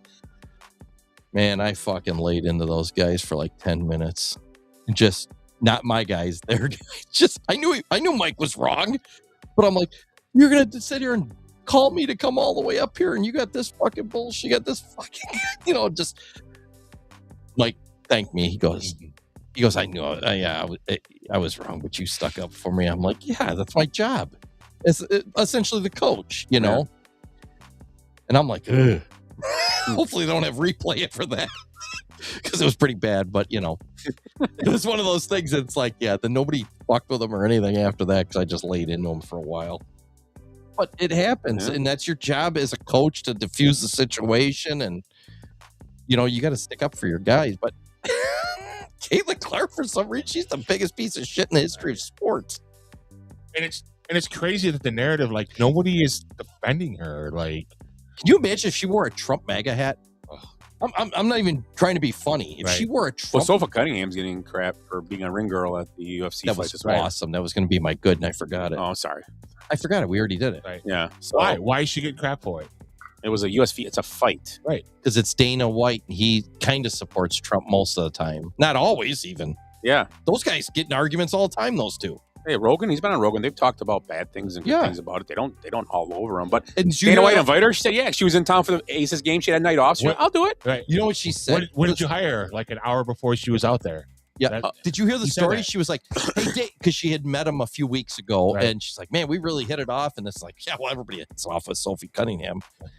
And she ain't returning my text. But she was walking by, and she's like, Dana, you need a ring girl. I'm your girl, or something. And she was just fucking around. Right. He goes, this the third fight, you're the ring girl first round. She was the girl for the whatever. It might have been the first one. Whatever it was. Event. Was it the main event? Yeah. Well, lucky she was first round, not second round. Yeah. God, that would have been. So she had to take off her high heels and everything, because she went up there barefoot because she wasn't dressed for it. No. I mean, she's still dressed pretty hot. She's dressed for everything. Right. But yeah, it's kind of funny because the next time when they played the Aces, he was there, and she went over after the game and hugged him and said hi to him and stuff. Yeah. Dana White was sitting in the front row of the game. Dana White's always, and Dana White's another guy that supports all his people. Even they do stupid shit all the time. Sorry. I was like, I'm having a stroke. They say stupid shit. They do stupid shit. He sticks up for them. It's like, hey, it's their right to say whatever they want. I don't have to agree with everything. Right. But he gets on him, though, too. He's another guy. He does, yeah. But that's part of his thing. He's putting on one of the greatest shows on earth, and he understands. Right. And you got to stand up to that woke crowd sometime. I'm not just woke, but cancel crowd. Right. It comes from both sides, the cancel crowd. Absolutely. Oh, yeah. But you got to just stand up to him and go, fuck you. This is what we do here. Right. You know what? You don't watch it. Don't watch. Go do it. It's modern gladiarism. You know what I mean? Go sit in your house and be miserable. Right. And don't watch my stuff. Right. You don't have to. You're miserable everywhere you go. It's not. If we do this, you're still going to be miserable. You're still going to hate Sophie Cunningham for being a hot ring girl. Right. And that's just how they do it, man. It's the saddest thing about the whole thing. It doesn't matter. They're going to they'll just jump to the next thing then and make it worse. Yeah. So, right. Yeah. So, yeah, that was your NBA. What else do we? WNBA, professional basketball. Yeah. It's your ugly now. Yeah, the NBA's done some other. I had something else lined up too, but whatever. Expansion, which is ridiculous because it's just another money. Oh, NBA Europe too. They're going to challenge the Europe League, Euro League. So they've got 12 sites, and they've gotten like. Is this like the in-house tournament or? No, it's going to be separate. It's going to be NBA Europe. So they got like Barcelona, Munich. So like they'll send G League players over there, or just anybody? Anybody, it sounds like. So it's another subsidized league. So it'll be a separate draft for that. Probably. After all the players NBA, other guys go play there. So it's going to be another league. It probably doesn't make money that the NBA is going to support. Here's your problem. Can't wait till they start making more than WNBA players. Right, exactly. You're damn straight. And they're going to. Yeah. Because it's gonna be if VA can subsidize them, they can subsidize that league and pay those guys. Right. They're gonna have to. I'm going to talk about maybe in a little bit money about the soccer too, FIFA soccer. That thing came up the other day. Yeah, see how much money they're making? Yeah. Sick. So no, not just, but yeah. It's your ugly. Now? My ugly. Right, Tim, you're good. Okay. My ugly. You talked about this the other day. A while back, you know that Henry Louis Gates Jr. show where they go back in your genealogy. Remember that? Where they, the old guy, and he's like, we looked at your stuff, and you're not the dad. Oh, that's you're a king. No. You're related to a king. Yeah. So they looked in. This is a while back, but they looked in the Sonny Hostin from The View. Remember Sonny? Talking about how bad America is, and she's afraid. What was the one she's afraid of American flag? It scares right, her. yeah, the flag. She's worried. She's American flags in the neighborhood, and she's scared of them. She's scared of the American flag. She thinks those people are all coming to get her. Racist. She said that. Those are the words. In her gated community. Yeah. I'm sure she doesn't live in any of our neighborhoods. I drive through her all the time. I've never seen her out there. I'd stop by. And you scare her. She's she's like, that fucker with the American flag on his truck. So they did her on there, and she discovered that she had a large amount of Spanish ancestry in her blood, and that her fourth great grandfather was a merchant. What did he carry in his travels? People. Oh, what kind of people? That's even better. He was involved in the slave trade. No. In the 1800s in Spain. She thought she raves about how Puerto Rican she is. She is not. She's Spanish. The same thing, isn't it? They know for sure. Nope, don't say that. They don't like that. He owned at least one slave, but he also transported slaves as a merchant. And she said, wow, I'm a little bit in shock. I always thought myself as Puerto Rican, half Puerto Rican. I didn't think my family was originally from Spain and slaveholders. They turn over a new leaf. So I'm thinking here. Then she started talking like this. Well, I say. How much for one of the Charleston shoes? She turns to Henry Gates. You say that again, boy, you get the whip. Yeah. Yes, Daddy. Kunta. Yeah. Your name is Toby. Yeah. Oh, shit. No. I'm surprised they don't bring it up on the show. So I'm sitting there thinking when I read this, my family, so I'm getting just as a white man. Jesus, Timmy, you just got the whip in the face. As a white guy, I hear all this stuff about slaves and stuff constantly. I know my family's not from here. They were getting chased around by the Russians and the Bolsheviks, getting their ass handed to them. And they were probably, essentially slaves there. Because there was Slavics, and that's where it comes from. Yeah. And I'm thinking, my family had to flee people like her relatives and their privilege to come to the United States for a better life. And then she comes here and calls us slave owners. When in fact, it was her family that owned slaves, just like Michelle Obama's. And I mean, we've heard there's been multiple. Timmy, you need help over there, buddy? Maybe. I'm over here talking about the slave trade. It's like, I'm like, MLK giving a speech, and you're over here racking around popping myself in the face with a fucking big black microphone. I just gave like one of the greatest speeches at Benchwarmer history, and you're over there like, fuck you, Ed. I'm sick of your shit. Everybody is. Yeah. Is this story ending anytime soon? I think it's done. It's a great story. Yeah, it's especially for the fact that my parents watched I can't tell you how many times I go see my parents and have lunch and shit. They're watching The View? They watch The View. I think my mom, it's my mom's show. Like, we'll walk in, we'll have lunch stuff. My mom's like, oh, we resume the show, and it's The fucking View. And I sit there for like 10 minutes, and I'm like, I'll give it a chance. Yeah, fucking go. This is fucking ridiculous. It's funny. I work down at Harbor Park, and there's an old lady we do a work for. Like every 2-3 months, she's on a fixed income, so she saved up. And can we paint one more room? It's like, okay, we'll come down. We've been going down there for years, do one wall or whatever. She watches The View. I'm just like, I can't believe this. This is just, it's so crazy. So, you're ugly. My ugly is I don't know if we talked about this, but I'm gonna talk about it now because he's playing or was hitting. I think he still is. Yes, he is. Contreras still involved. Bryce Harper? No. Wilson Contreras a couple weeks ago. He hit a home run and early in the game, and he does a big bat flip and all this and rounds the bases. Right. Later in the game, the pitcher strikes him out, and the pitcher screams, "Sit fucking down" or something like that. He said, "Sit down, boy." Oh, well, I don't know. Well, here's my problem with the whole thing. Okay, you can take whatever tone you want to take from that, but the problem is that you want to bat flip to a pitcher, you're going to hear your end. Agreed. You should. Yeah, I mean, You're an idiot. Yeah, and the guy, I don't know who the guy was. Maybe he's from Texas. Maybe that's why he says stuff. Maybe I don't know, but Well, it doesn't matter. I mean, He's that's not Washington bad. pitcher.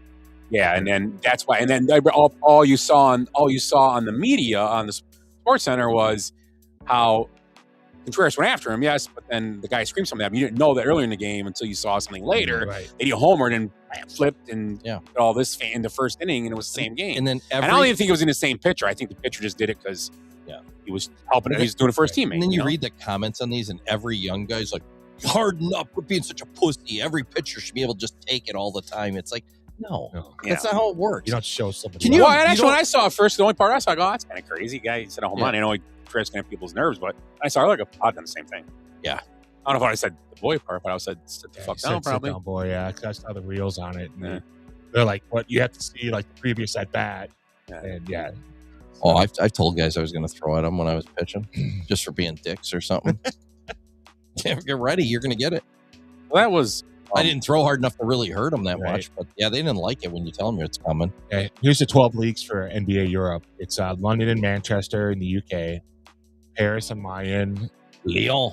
Lyon, Sacre-Bleu in France, Madrid and Barcelona, Rome and Milan, Barcelona, Berlin and Munich, Athens and Istanbul. So Athens and Istanbul, they're in the group. So they're essentially in pairs, almost all of them. That's pretty cool. Istanbul sounds kind of cool until some guy, spits on the ground and then gets arrested, or they can't send the WNBA I want to there. say they should put an WNBA team there. Gotta wear burqas. Yeah. Turkey's pretty open, but not. It's still. So yeah, that was my ugly then. Contreras. I saw this today. I don't know if anybody saw this. Comedian Tom Segura. Yeah. They're getting divorced, him and his wife. Oh, that's too bad. Yeah, Christina. She's a comedian too. She's pretty funny as well. Right. They're getting divorced.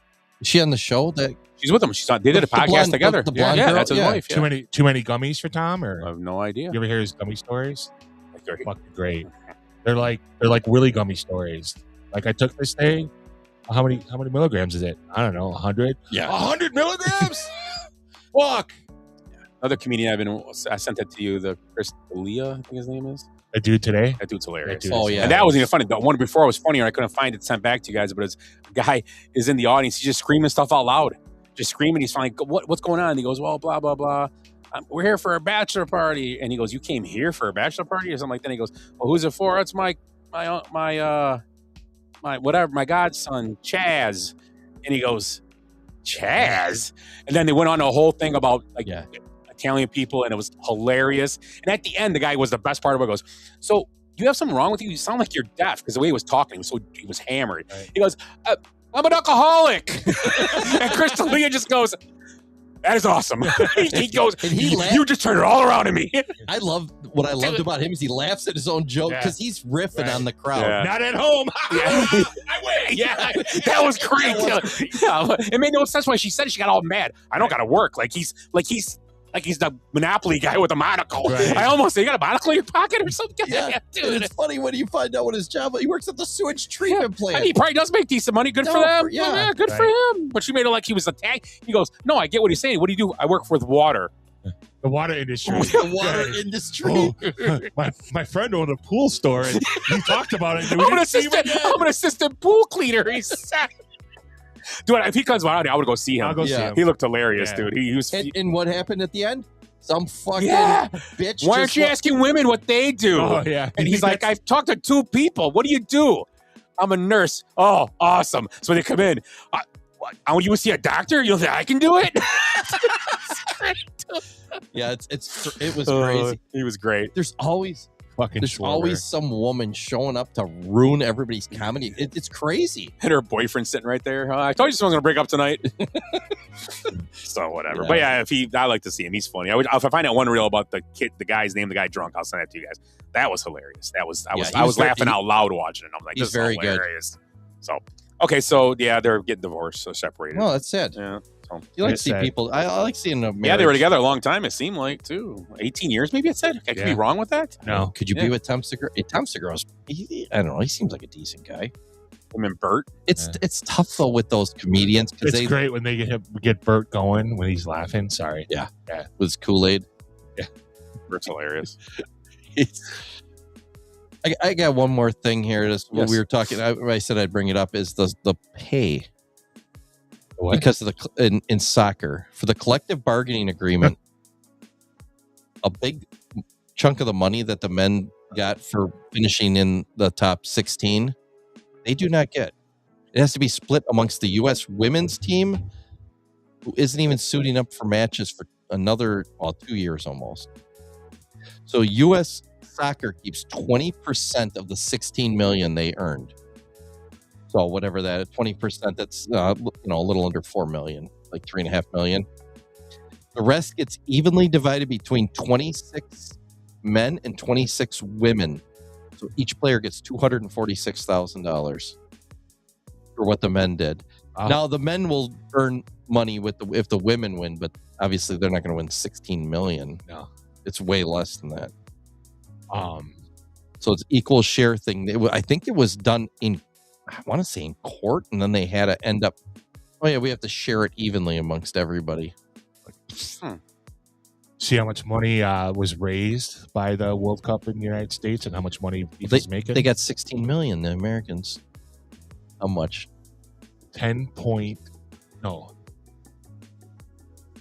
It's like $13 billion of money generated, and FIFA's making $3 billion in profit. The U.S. got 16. They got 16 split amongst million.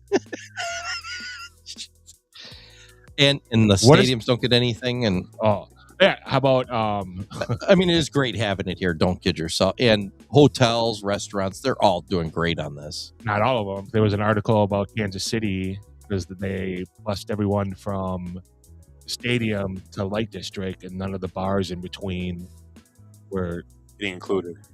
So Light District was a big hangout. I saw where we were. Yeah. It was packed. Yeah. I would have gone to Jack Stack's house that night. Yeah, my nephew was down there probably, a month or so ago, and he said it was awesome. He loved the light, power and light. How about the NFL Players Association too? Going, hey, you told us for years that you guys couldn't put grass in because it was too expensive. FIFA comes in, and the Giants, the Patriots. Well, I think they're going with the whole upkeep and everything. Yeah, that's the problem. How hard is it to upkeep a field? Well, inside, especially down in like SoFi, it's just a different thing. And the NFL isn't paying all those lights. Like, did you see the lights hanging in AT&T Stadium? Those pink lights. They brought them in for the Super Bowl and stuff. Each one of those lights costs like a few $1 million. Each rack of them. So, what's the point of bringing them in for better TV viewing? No, it grows the grass. Mm-hmm. Oh, just for you grass see them all the time. I've been on a tour. Them. I've been on a tour Miller at Park Miller Park, and they have a big it looks like a sprinkler you see in a field. Yeah. But instead it has those lights on it. Yeah, these pink ones are new technology where it's like infrared light and stuff, where the old ones were actual it's an actual heat waves to grow the grass, where these send like actual UV rays to ultraviolet. Yeah. For the lay person. Right. And that was a big sticking point for the Bears for years. They wanted to go to grass, and the district's like, oh, we can't do that. It's going to cost too much money. And they're never going to, because it's a city and they're going to bitch and moan about everything. The Bears have grass. No, I mean, but they'll bitch and moan about whatever they don't want to do. Well, the grass, though, that ends up giving jobs. Then they can hire their whatever. We cut it and everything. And it having soccer, too. It just makes sense. Not anymore, though. Fire's moving, so I ain't going to be there anymore. It's like 3 years out still. Yeah. Oh, that'd be done. That thing's supposed to be done next year. Next year. Oh. Yeah, it's quick. Yeah. Well, no, who paid for that state? Oh, never mind. Well, the guy paid it for himself, and then the state's gonna pay for all of his infrastructure. Right. Can't do that for the Bears. That's a fun idea. Right. Weird. No. Nice. Because that's why. All right, so let's go around. the U.S. men's team, they got like 12 million for making it to the round of 32. How much do you think the winning women's team gets to the Women's World Cup? $1 million. No, it's a way up. 3.2. Up. 4.7. 6.9. I was gonna say 4.2. 4.2. Oh. That's what I was gonna guess The right winning from the team beginning. gets 4.2. It's an And they overall have to prize split that pool. with the men's team too. Yes. And 20%. So out of that 4 million, 1.2 million automatically goes to U.S. soccer. And that's all. That's And like then- sand soccer, futsal. Like the guy who used to be my coach for futsal. He's the U.S. national team's women's coach now. He's at the new training facility. Yeah. So now they get he's this. from Brazil, moved here, and grew up here. And So, he's the so women's there's team. pretty much 3 million left over if that's the champion, right? This is if you win the championship. For Okay, the so Women's World if Cup. women's, I don't know how you even say USWNT or Yeah, whatever. United So States we're gonna Women's go National Team, yeah. $3 million. This is benchwarmer math divided by 52 players. $120,000. $57,700 they each get. That's the men are sitting there going, "Are you fucking kidding me? We just gave you $250,000, and you're going to return." That's if they win. Yeah, they got to Which win. they will. It's not always. Yeah, like the breakdown for the Women's World Cup, the winner gets 4.2, the runner-up 3 million, third place 2.6. Okay, But Okay, people wait. tend to forget, though. This is what they don't understand with this. The World Cup for women and men. Here's what people don't understand: women's soccer is very popular in the United States. Yes. The rest of the world, it's flipped. Mm-hmm. Okay, other countries have women's teams, but they don't have teams from like Iran and stuff playing because they can't. I'm not being funny. I'm being dead serious. The women in a lot of these countries that are playing now can't play sports, and they don't have teams. Well- So you're going to have less teams and less talent. So you're going to end up at United States. We're so good. Well, you're good because you are good because you play. There are some good teams. Don't get me wrong, but not as good as you're facing in the Men's World Cup. There is way better talent from top to bottom. Because there's better leagues. to Yes, watch, right? yes, Well, the other thing is with the women, our top athletes are playing women's soccer. yeah. Our Right. top men's athletes are playing 5 different sports before that. Right. Yeah, the first league to create a women's league was the Premier League. Every Premier League team has a women's off-breed Yeah. team that they train at the facility. They have their own stadium. Like WNBA. And Ted then Lasso. Germany started it. This year's been Italy coaching women's started team. it, That's, and yeah. Spain started, and everybody you watched it yet? followed. What? Have you watched it yet? Ted Lasso? I fucking binge watched all 3 seasons. Oh, you did, yeah. Yeah, so here's the men's breakdown. How much do you think the champion gets for the men's? $16 billion. I'm going to say 18 million. Way more. I'm going to say 56. 64. Down. 69. Down. I said down. Oh, I just want to say 69. How about, I was going to say 36 to start. Up. Okay. I'm going to stop guessing. Let Tim guess one. What? How much money do you think the men's winner gets? $50 million. 51. That's Okay. the record breaking too, because it changes every year. It's just by payout and distribution, how Okay. much money's generated. So if the USA would have won that 51,000,000 divided, so they're going to lose 20%. So that's times 10 point. million. What? What? Yeah, it is $10 10 million. million. You're right. So yeah, that's. Geez, now you got me. Oh, that's too bad. Fuck Willie Contreras. Okay, and now we're going to divide that by 52. So this is going to be. It's like 800,000. I don't know. It shows 196,000. That's not right though. It should be a. And well, Oh, it's 10 million or is it 40 million divided by 56? how much did I say they won before? It wasn't 200. Wow, fuck it. Benchwarmer math. You must have the Common Core math app. Where was that thing I had? I gotta go look it back up now. Did you go to public school, Ed? Oh, he almost hit him. He almost hit his own guy. That's great. Yeah, he had jump out. Oh, the chair's going to charge the mound? We said that earlier. That would have been great. It's very crazy. The crowds, Yeah, I they're cheering. lost it. They're cheering for him not to hit it. The Schwarber, he's going to be Schwarber if he does. Oh, Is this the final right here? no. This is to get to the final, I think. No, this is it. No. Oh, No. yeah, no. Yeah, Jordan Walker's in the Yeah, championship. Walker. Jordan Walker's got a sweet swing. Yeah, he looks The guy good. from St. Louis? I think Walker might win it, actually. Was Willson Contreras even allowed in the All-Star game? Considering this is his first thing back after suspension. Yeah, well, got to come What back did he get sometime. suspended for? You're not. Yeah, we trying to throw his helmet at we somebody. talked about. Oh, yeah. So did Schwarber just win? Or No, No, he's it's going the against final. Jordan Walker, It'll be I against think. Jordan Walker, yeah. Oh, yeah. 'Cause no. That must be one side of the bracket. I wonder. Jordan Walker won his side already. Yeah, he beat Caminero. He beat Caminero. Yeah. I wonder how ESPN is feeling right now. They got the Super Bowl. Yeah, that's all you see now. How dumb their ads are too. on Toy Story ad because their guy ends Toy Story. Hey, what do you get going? We're going to the Super Bowl. That was a commercial. Well, Oh yeah. You turned ESPN on right after the Super Bowl. That was the first ad SportsCenter ran was. And it's a like commercial. SportsCenter Yeah, ad, and it's a so commercial fine. with Scott Van Pelt, and he's like doing his show, and they pop over, hey, and he's talking to Woody, and dude, it's so cheesy. And I get it because it was coming out the movie. Now they're done with it. But Speaking of ESPN, and I should have mentioned this for the at WNBA too. You know, Linda Cohn, she retired. Yes, it was awesome. Have you seen her on Instagram? Mm. She is blasting the WNBA every day. Good. Every day. Oh, because she's out now. She's out. Right. Yeah, because they wouldn't let her. Right. So you don't think there's agendas on the news? Oh, Jesus Christ, Timmy! Well, Michelle, Man, you are the biggest two conspiracy theorists. That's why Michelle Tafoya lost her job at NBC. Oh yeah. Yeah, she left. Yeah, she was getting pressured because she never talked about it. She was a silent reporter. She was conservative. Right. Yeah, she's from Minneapolis. And she right? never. She's running for a Senate seat now. Yeah. somewhere. Is she? Yeah. Yeah, it was about all. It was like during Well- COVID when all the Black Lives Matter stuff went on. Well, they yeah. had that. But she didn't say anything. she didn't She talk just did about her it ever. show. Yeah. She was Right. doing her silent reporting. Hey, I'm Michelle Tafoya. Hey, let me talk to so and so. Hey, Right. Jordan Love, She's- what do you think about tonight's game? That's all she was doing. Right. She's great too because she's been on Bill Simmons' podcast a few times talking. Yeah, I like her. Yeah. She's cool. Yeah. And who was the other girl too? Rachel Nichols. Rachel Nichols got kind of blackballed. Well, in more ways than one. Yeah, I heard.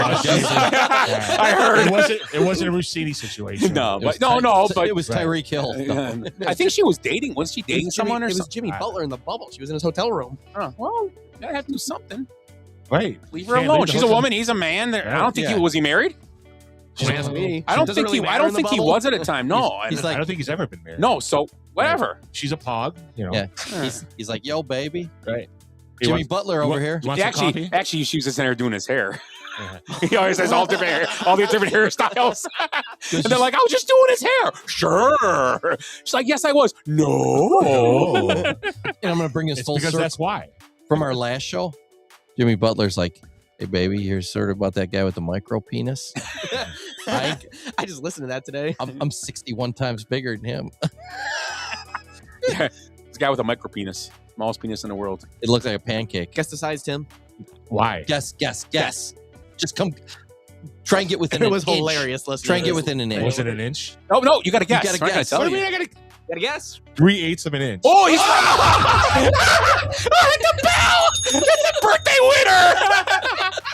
Damn it! Hey, wait. How does Tim know? He's like, I'm on his OnlyFans. I'm his only fan. Let's start calling you Micro Timmy. It took me and Scott 45 minutes to guess that, and you guys. We started out way too big. I was listening to the podcast and I swear to God, him, Rick, and my dad talked about the penis for about probably 30 minutes. Yeah, That was 30 minutes. It of was podcast. it was a slow news night. And then they were talking. Well, Sounds like it. then you guys were talking about foods to eat. that's all we Food ever talk about. competitions. Penises. Oh and yeah, food. food competitions. How many things we're eating? That's a good one. How come we haven't had one yet on the show? Food competition. Yeah. We could do the taco one. We should see how many onions Wilson can eat. Here's one that I Oh remember. my! Yesterday when I went to the, so we went out to eat afterwards. Went to Fitzgerald's out in Genoa City. It's like the Octagon House. They do the fish boil. Right. So they do it cod. And then so you go up to the counter and they give you a plate. It's got a pile of cod, a pile of potatoes, and like a giant full boiled onion. That's fucking Dude, it's awesome. Right. So it's like, and it's funny. You get a little ticket, and you got to rip your tickets so you don't take too, because they got ribs and chicken too. I'm like, I just want the fish. Right. It tastes like they pour like Butter. a scooper of butter, and they pour it over the whole thing.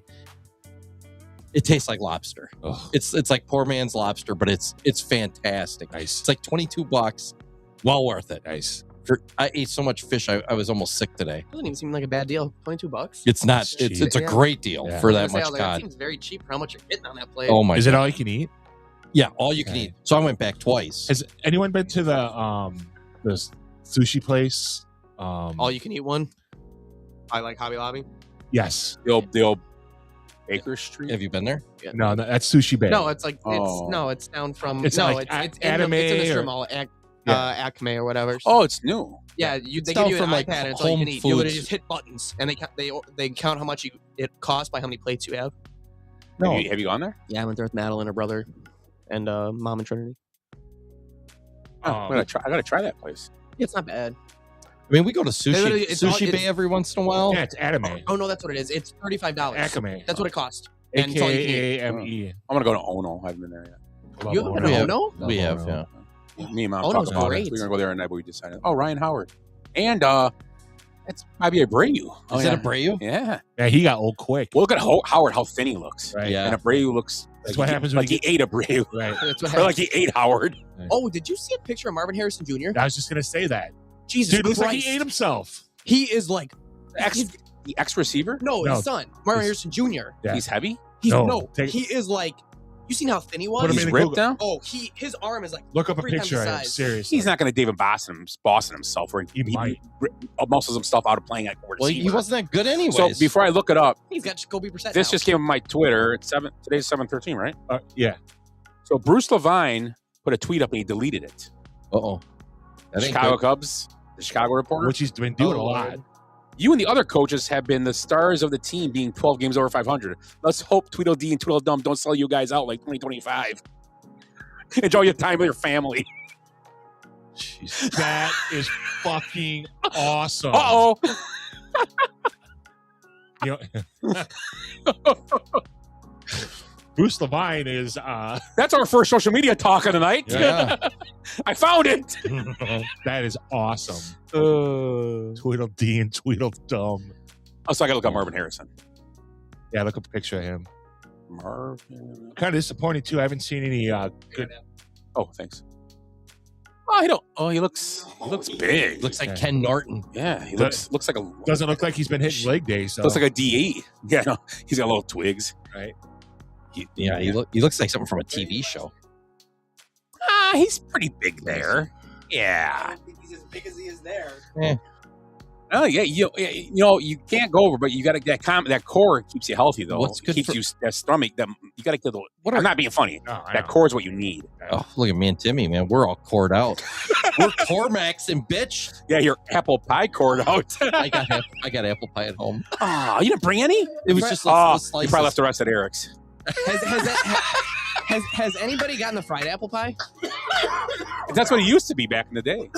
at McDonald's? They have fried apple pie again. Is anybody? Burn the shit out of your tongue and shit. Oh my god! Have you got one? I don't like apple pie. If you get it, bring it home, put a scoop of ice cream on it, Yeah, you and got thank me later. Or Vanilla. Yeah. if the ice cream Right, machine's right, working, Ed? Yeah. No, you're supposed to get a sundae with caramel on it and put Yeah. it in there. Oh, That's what there you're you go. supposed to do, yeah.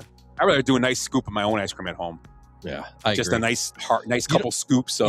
You know what? That one will probably go with it. What's the one at Quick Trip with the caramel crunch? Ooh. Caramel cashew crunch. Oh, That would be good with an apple pie. yes, it would. what time is Quick Trip open till? Midnight. All the time. I guess we're gonna go get pies and ice cream after I this. did have my first Persian the other day. Oh, what was her do you mean name? your first Persian. Yeah, what was her name? What was his name? What's a Persian? The cinnamon roll. frosted on it. Those No, I cream don't cheese like- frosting. I didn't get nuts on it. I didn't have nuts on it. Oh, that's surprising. Yeah, work your way up to it. Did you have the chocolate or the vanilla or the? It was the. He didn't get that far down. He didn't get that far down on I it. know. I'm a big Persian fan, so I'm like really excited. Oh, about the it. toasted coconut. Oh, Have you ever seen him eat a hot dog? He probably didn't even touch the side of his mouth. I was gonna say if we had a food eating contest, he can't. He's out because I'm actually not dipping it in water. I'm just dipping it straight bucket of ketchup. Just. Oh, you'd be so sick after. oh, bucket of ketchup. Here's one thing I remember from last week's. Yeah. How fast do you think it took somebody to drink a large like freezy from 7-Eleven? How many seconds? The super massive. The largest way you half drink. How pound. fast he drank it? 25 seconds. What was? 9. I'm thinking in my head. I'd be like, oh god. You know, once a year, 7-Eleven has bring your own cup day. Some kid had brought in a tote. Oh yes. And They let him fill it. Yeah, bring your own cup. I've seen somebody brought in one of the Gatorade coolers. I just bring up my like a Yeti or something. I'm not that greedy. No, I mean neither. Just fill it up and drink it. I'm not going to drink it anyways. Well, by the one thing Rick had brought up, somebody ate like 280 something wings in like 12 minutes. We were the math wasn't mathing with us. We were doing math. So our benchwarmer math must be off again because me and Scott are going back and forth. Like, okay, you can eat 3 a second, or or whatever it was. Yeah, like every 10 seconds I can eat. It was like 1 every 3 seconds. Is what you said. First of all, it wasn't Wilson, so bone in, right? Yeah. It was a bone in. Yeah, normal wings. Yeah, right. Makes it harder. Yeah, but they're just stripping them. They're not like going back and picking off the little pieces, but still, they must be gay. Second of all, because they did a weight. They did a weight too. Did they? Like they weighed them at the end and said how many pounds he ate. So that's what it is how much weight you start with and how much is not in your body anymore, or not on the plate anymore. I was baffled at somebody eating 16 pounds of bologna in 12 minutes. Yeah, that made me feel sick. Yeah, 16 pounds of bologna. We went over all this. And stuff I like last bologny. week. I like bologny. You ever had fried bologny sandwiches? That with wasn't biscuits? sliced bologna. That was 16 pounds of bologna. Then somebody had I'm gonna get some 14 pounds of sliced bologna. So however, what's the difference? It's just 2 pounds difference. Sliced bologna and regular bologna is not. But that could have been like thick cut bologna. You don't know how it was. 14 pounds or 16 pounds of bologna? Who fucking cares? What do you guys think would be easier to eat? What's heavier, 16 pounds of feathers or 16 pounds of bologna? Trick question. I don't know. That's a real question. What do you think would be harder to eat? 16 pounds of thin sliced deli bologna or thick cut deli bologna? You got to think about it. It'd have to be the thick cut. What was the first one again? Like thin slice, like Oscar Mayer, like shaved, like shaved, yeah. And then you have like your thicker. Because when you deli go to cut. like Au Cheval, it's shaved. Yes, I mean it's thin. That was good there. Thin. That was fantastic. Where like you can go to like Tenuto's, you can get it thicker, obviously. Yes, right. Now you got me on. Tomorrow I'm going to get some bologna at Tenuto's. I just wrote it down. I'm gonna make homemade biscuits and do some fried bologna sandwiches. Oh goddamn! It sounds so good. It is. I picked up drumsticks at Lomelli's and they were like 70 cents a pound. So we just made 5 pounds before I left. I didn't get to eat them because I had to go. I was in Lomelli's for the first time like a couple weeks ago. It's fucking big in that place. It's awesome, isn't it? It is. It's crazy. If you don't speak Spanish, it's a little tough. Yeah. I'm getting good because I walk in, he's like, "Hey, muchacho." I'm like, "Hey, puta." Hey, Diablo Blanco. Hola, gringo. I was gonna say something else now. I can't fucking remember. Lomelli's. Yeah, Lomelli's great. Oh, I go there all the time. Have you guys been to First Watch yet? Somebody was just like telling me about it times. yesterday. It's great. So spiked lemonade. It's I don't know how to describe it. It smells great in there. Let me just put it that way. When I'm like picking up orders and stuff, I just find it interesting that they just came out with a cookbook with all their recipes. Like, why would you? I just find it a little bit strange. Like, people aren't gonna. You don't think they would cook them? No. I mean, I do some copycats. I do like some, like the shrimp at Red Lobster and the biscuits, the cheddar biscuits. Right, you can buy mixes for those. So now they got the mixes that come out. Yeah, it's like I was doing that a while back. Right. Kentucky Fried Chicken coleslaw. Ooh. That's a tough one to make too. It's got a lot of stuff in it. So, but it's a great. It's very labor intensive too, don't you? You got to chop it small. Yeah. Well, I mean, there's copycats you want to do. I mean, and the other thing is you want to do them a little maybe healthier. Right. Why? Yeah, you can't copycat like any kind of burgers or. Sure you can. Or chicken. You never get the buns right. Like if you go to Chick-fil-A, you can't get their specific bun because you get something close. Just get brioche. A brioche right, that's pretty close. Yeah. So you can make stuff that's pretty good like that. Yeah. I just found it. I haven't had it yet either. There's like a steak and queso hash that they have that I'd really like to try. So what's their thing there? It's a breakfast and brunch place, so it's like Yeah, it's where Hoo Ha was. Yeah. How hot? Hoo Ha. That's right. So it's one of my favorite places to deliver from because everyone tips well from that place. The spiked lavender lemonade is amazing. But nothing better than alcohol at 9 a.m, especially when you're working. You are your father's son. No shit. I was in the middle of a snowstorm, stopped there and had breakfast and got a drink. You ain't in no snowstorm today or tomorrow. I wish I was. It's going to be groin-grabbingly hot out there tomorrow. I'm working outside tomorrow. But it's going to probably be 3 or 4 hours. It is swamp ass season, folks. That's the middle of winter for me. Jesus Christ. Jesus. Bomb right there. Yeah, Schwarber's on fire right now. He is. I would rather it be He's negative. always on I would fire. rather it be negative 20 than have this weather. Fuck off. I just love the winter time. What is wrong with 20. you? If you said 15, bless you. If you said 15 degrees, I'd say okay. If it's 15 and sunny and no wind, yeah, it's not bad. You could be outside doing stuff. 20 below, you can't do shit. Too bad in Wisconsin, 15 degrees and no wind. I don't know Wisconsin you're living in. But 98. It's 93 out and fucking windy, and it's. Did you go yesterday? It was in the 80s, upper 80s. We were out on the lake. I had a chill when the breeze come through and we were in the shade. Yeah, it's not horrible. You can get nice catches out there. You missed it. Look at all those losers with gloves. And then Geico handing out giant gloves. So, where are we at on this? We going to do some internet stuff? Yep. All right. Let's do internet stuff. You got some already queued up? Yeah. Well, I'm just looking at this. Came up with the daylight savings time they're thinking about not changing and taking away. No more daylight savings time and trying to vote on it. Goddamn Trump. Hasn't it been a thing for like 2 years now? Trump's always been bitching about that. Oh, is it like actually happening The now? House of Representatives will vote this week, making sure they will. daylight savings time permanent. If it passes the House, it would need to be put by Senate before going to law. How about this? Here's your mind-blowing fact for the night. Here's a reminder that Tim Lincecum is younger than Justin Verlander. And Tim Lincecum hasn't pitched in the major leagues in 10 seasons. Yeah, his arm was really mangled. He was awesome. He was for for a few years. Yeah. Is he a Hall of Famer? No, can't be. Too short. But Colfax had a short career, but Didn't he have 2 perfect games? Colfax, yeah. No, Lincecum. He might have too. I think Lincecum had like a 4-year run. Colfax had 4 no-hitters. He had an Arrieta type run. Yeah, he had like 4 years where he was the best pitcher in baseball. They had Lincecum. They had Matt Cain. Yep. Who's the other Matt guy? Bum. What's that? Madison Bumgarner. Bumgarner. Yeah. And what's his Jake Peavy too. Oh, they didn't know Peavy came from. Jake Peavy was from the. Where did Peavy start? Jake Peavy? San Diego.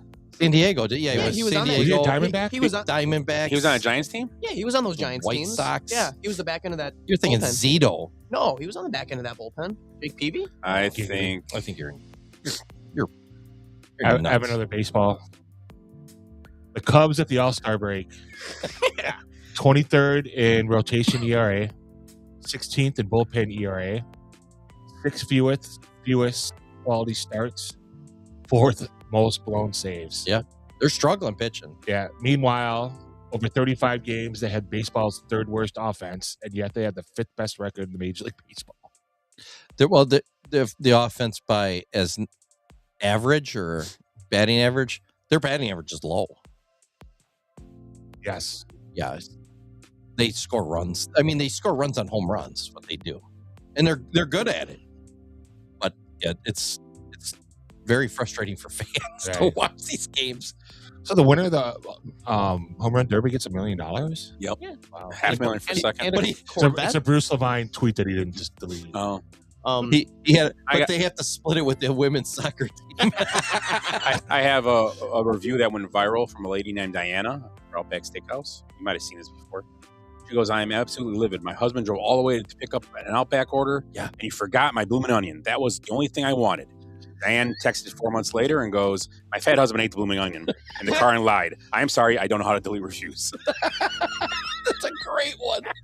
I love that one. Good for her. Ooh, the guy got hit by the buffalo. See that? Oh, the yeah, bison? that's fucking Crazy. great. Here you go. Here's a little. They updated it for everybody. Oh Here yeah, you go. he's fine. What's the Buccaneers post? Watch this. Ooh. 8 feet. Have you seen the one? There's a reel where it's Steve Miller song, and it's like time keeps on slipping, slipping. And it's him flipping. Is he okay? Yeah, he was fine. Yeah, he's in good spirits. Did you see? I He think was it fine. chased him around that grove of trees like twice. Dude, first of all, why are you that fucking close? it was a ways away. Well, I saw a meme and it said, "Stupid kid should have known better not to wear a Dolphins jersey 50 feet from a buffalo." Because the kid next to him was wearing a Dolphins The jersey. buffalo was like sitting on the ground, just kind of licking its balls, and then this guy, you could see him in the distance. So there was camera people on this side. Right. Too. I'm guessing it was at Yellowstone or something. Yeah. Yeah, it was out. It was out there somewhere. One of those yeah. parks. Right. Are you guys sitting down? Angel Reese hit a clutch tree. Did she really? Yeah. Oh, that is newsworthy. It bounced off the rim, up in the air, and came back in. So We don't hear this, but Philadelphia sports fans are booing the kids who aren't catching the balls on the field right now. That's good. I wish they were using metal bats. It'd be even better to try and watch them catch it. These kids out there, yeah, they're struggling. When you see the girl ball boys, that doesn't even sound good. The ball girl. It's 2026, Ed. I say them girls out there catching the balls I say like those boys. Snickers. Those Snickers are mighty good. So the girl, Jesus Christ, now I got me doing it. Ball girls. I was watching like videos, some of those girls, the one in Milwaukee, snagging them before guys got hit in the face and stuff. Amazing. They make some great catches. And then you're watching these kids out there like, they get those huge blue gloves and they're not catching anything.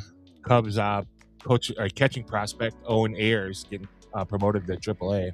You're gonna see a couple promotions here. Sitting 315, 427, 634. Oh, nice. 175 WRC plus, 22 home runs, and a 15.2 walk rate. Well, that's really good numbers. And then J Spec is getting bumped up to AAA too. 2.75 ERA and 37.9. So they're gonna have to cut two guys, or two guys got moved up, and then right. The Cubs are just shuttling. Look, I've said this many times, is the Brewers have guys that can go back and forth from the major leagues to AAA.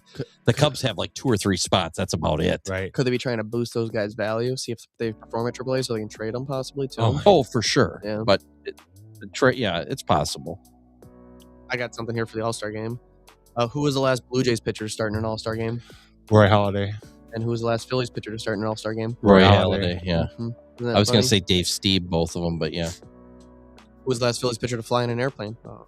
Jesus. I saw this. This is off of Twitter. You guys know actress Ellen Page, who now goes by Elliot Page? Yeah, this is a good one.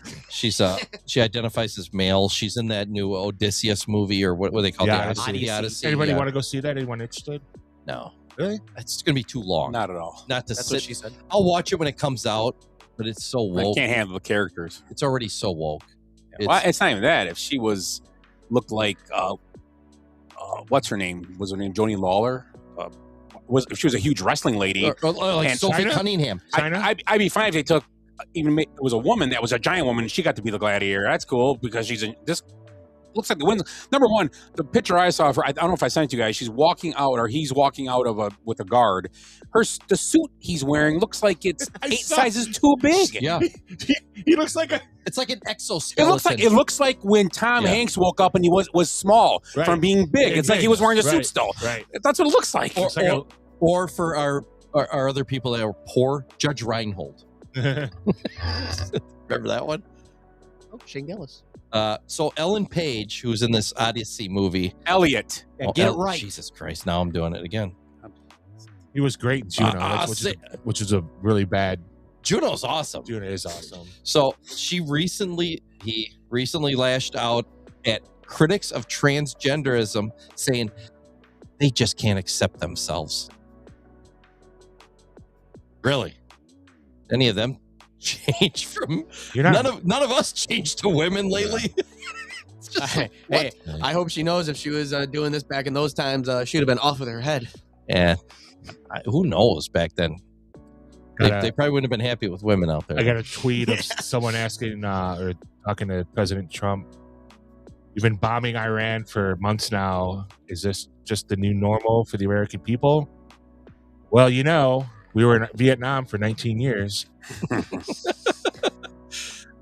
We've been in Ukraine for like 3 years longer. Nobody even talks about it anymore. I mean, really, we've been in Iran for like my entire life, basically. Yeah, I mean, that was 20 years. Yeah, It started in what 2002, basically. Afghanistan for 20 years, right? Yeah, 25 now. Almost. And we never heard about that at all, except when they got there and when they left. It's when they left. Is because it was the stupidest thing in the world, just taking off, Well, just leaving everybody, running people over on the runway. Yeah, it was, and leaving dogs. The thing we did. Supposedly now we're going to close the strait completely and charge people to come through 20%. Yeah. So good luck with that. Typical Trump stuff. He's gonna shoot for the moon. Right. People don't get Trump. So Trump will come in and he goes, you know what? I want Greenland. And they're like, we're not going to give you Greenland. You're going to like it and get nothing. And he goes, okay, then we're going to take Europe. Well, no, wait, slow down a little bit. He goes, oh, you ain't going to give it to me right now? You got 3 days. You don't give it to me in 3 days, we're taking the moon. Right. And they're like, just fucking take Greenland. And he gets exactly what he wants almost every time. That's how he... Oh, Jordan. He's struggling. Right. Pat McAfee was interviewing Murakami. What type of music do you like? Murakami. I don't know the name, but stroking? Nice. They all started singing it. Best part about it too made me laugh so hard.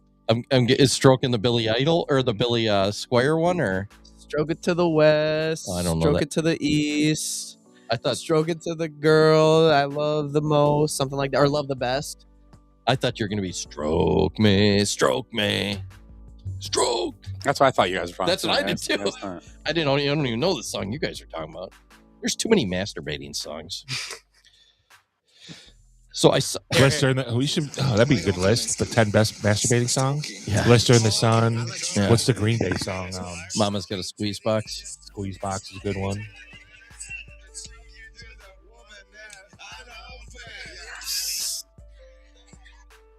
So I've been doing mulching the yard, a little bit at a time here. We got a large yard that's a lot of, flowers and stuff. So, I go get like a dozen bags once a week here and, bring them back. So I'm unloading them the other day, stacking them. And I look at the bag and I took a picture of this and it says, warning, to avoid danger of suffocation, keep this plastic bag away from babies and children. Do not use this bag in cribs, beds, carriages, or playpens. This is not a toy. Who is using a dirty mulch bag for a crib? And second, somebody did do this because they had to put a warning on a bag of mulch. Yeah. Like the hot coffee. Yeah. Coffee's going to be hot. It just blew my mind. I'm sitting there looking at some like, some fucker put that in his kid's crib and, Yeah, I just know it. I'm not even, I've heard way too many stories lately. I'm trying to see what's coming up. I got one for Willie, but he's not here. Well, go ahead. Tell us it. Brother of popular Florida Santa remains jailed after trying to meet child for sex. Arrested for masturbating in front of a 5-year-old girl in Walmart. So his brother... This is in Florida, of course. We don't do Florida, Ohio anymore. But it was Florida. He was following a mother and her 5-year-old girl around the store. And when he got to like a corner where he could only see the child and the mom was around the corner, he whipped it out. And he's like in his 60s and starts, he starts rage baiting. I don't know if that's how you use it, but he was 62. So his 68-year-old brother was a Santa. He got busted not long ago. Well, and the Sheriff Grady in Florida, of course, it's his, and he's like, I hope they don't have another brother because we're going to have to arrest him too. It was great. One of those things. Sheriff Grady's awesome. So I'm going to read down here. So shit. He was taken into custody. Well, it always comes down to the last swing.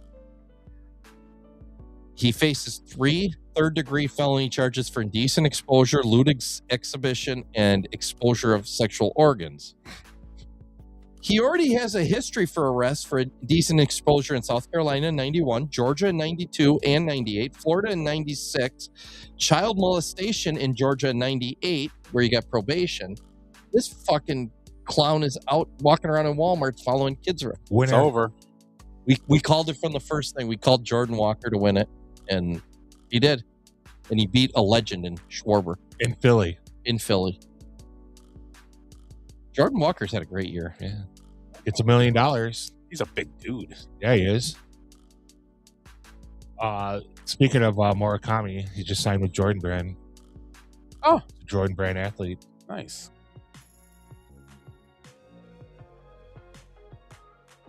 Anything else we've found out? Any more tweets? I got something real quick too. We never talked about Chris Johnson with ALS. Was diagnosed. Oh yeah, the former NFL running back. Really? Yeah, which is not a.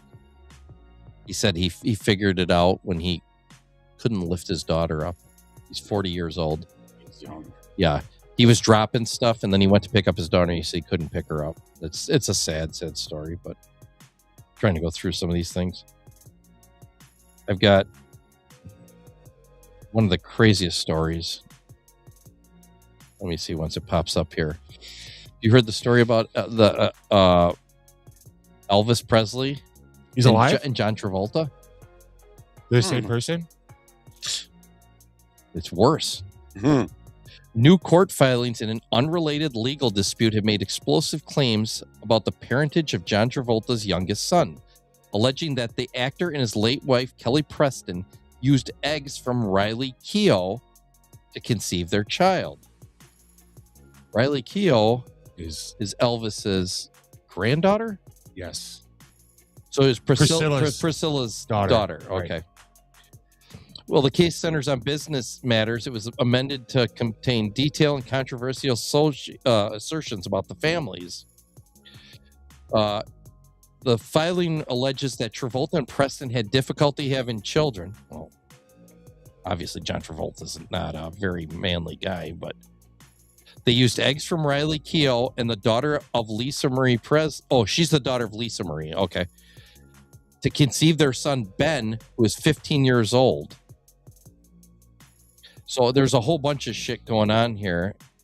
And so anyways, now John Travolta's oldest son is actually related to Elvis because the eggs and Riley Keough. So I think Riley Keough had a lot of drug problems too, if I remember right. She was in a... No, I don't think so. She was pretty well adjusted. Okay, so according to the complaint, Riley was compensated. What do you think the compensation was for giving him a child? $500,000. An older Jaguar and $10,000 to $20,000. That's pretty low.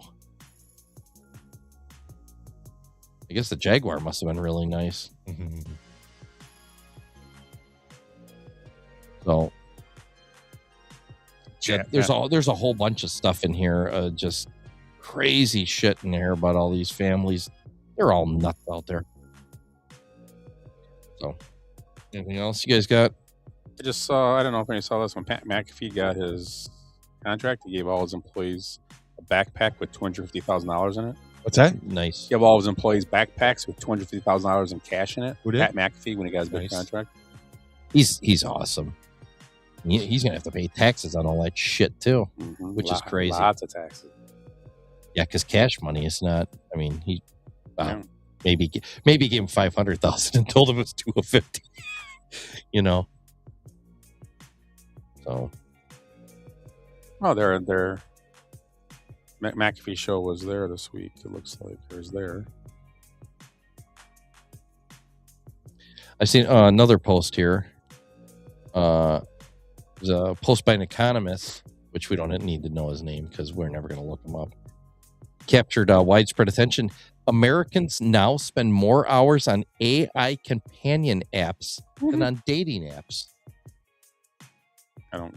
That's Generation Z. I don't know what is that like. Jace would be Gen Z. Maybe. Yeah. I don't understand. He's alpha, isn't he? Well, Gen Z they're younger than us for sure, right? They're probably in their 20s, I would guess. I don't know how that works. They are the loneliest generation, facing a deep crisis. Data confirms that U.S. users of the internet logged 580 million hours on AI companion apps. How many hours? 580 million. That's a lot of hours. That's insane. Wow. So if only that'd be 100 million people doing it for almost 6 hours. Think about that. That would be almost the whole country going on having a date for 6. So obviously, that's not that many people using 100 million. So there's only 5 million people using it. They're using it for hundreds of hours. So, almost double what dating apps and social discovery platforms are that much more traffic, almost double. So by early 2026, the gap has even widened more to 705 million hours. Jesus Christ. So people are actually getting girlfriends online, these fake computer girlfriends, like AI girlfriends. It's just weird. Yeah, I don't know if any of our followers on here would have that, but I doubt it. I don't know. It just seems off to me. This tweet keeps coming up all over now from Bruce Levine. Yeah. It's all over the place. Yeah, it is. What was it again? Coaches should be commended for the job he did to be 12 games over 500. Hopefully this year Tweedledee and Tweedledum won't abandon you like they did in 24. Don't sell you guys out in 25. Yeah, 25. Which coach he's talking about? Like Council? Yeah, he said they're doing fine. He's talking about what's name screwing him over. Chad and yeah, Hoyer and okay. I bet you was sending that to Council and didn't realize it was like a private message. Yeah, I don't know. Those guys just like to stir up shit. Well, he removed it. He cut it out right away. Yeah, Bruce Levine don't usually. He's not that kind of. He's not a weird tweeter. He tweets legit stuff. He was the one that said that they signed Zach Gallen and he deleted. Oh well, that was just a problem. That was a mistake. That wasn't like. Look at this kid. Well, I got an older post. KUSD seeks community members for Chavez Learning Station renaming committee. Because Cesar Chavez was a rapist, which everybody knew, but nobody would report it because it was, when the communists do stuff, it's for the cause. Yeah. The cause. It is. It's always for the cause. They'll take a little raping if as long as, As long as narrative filling raping. Right.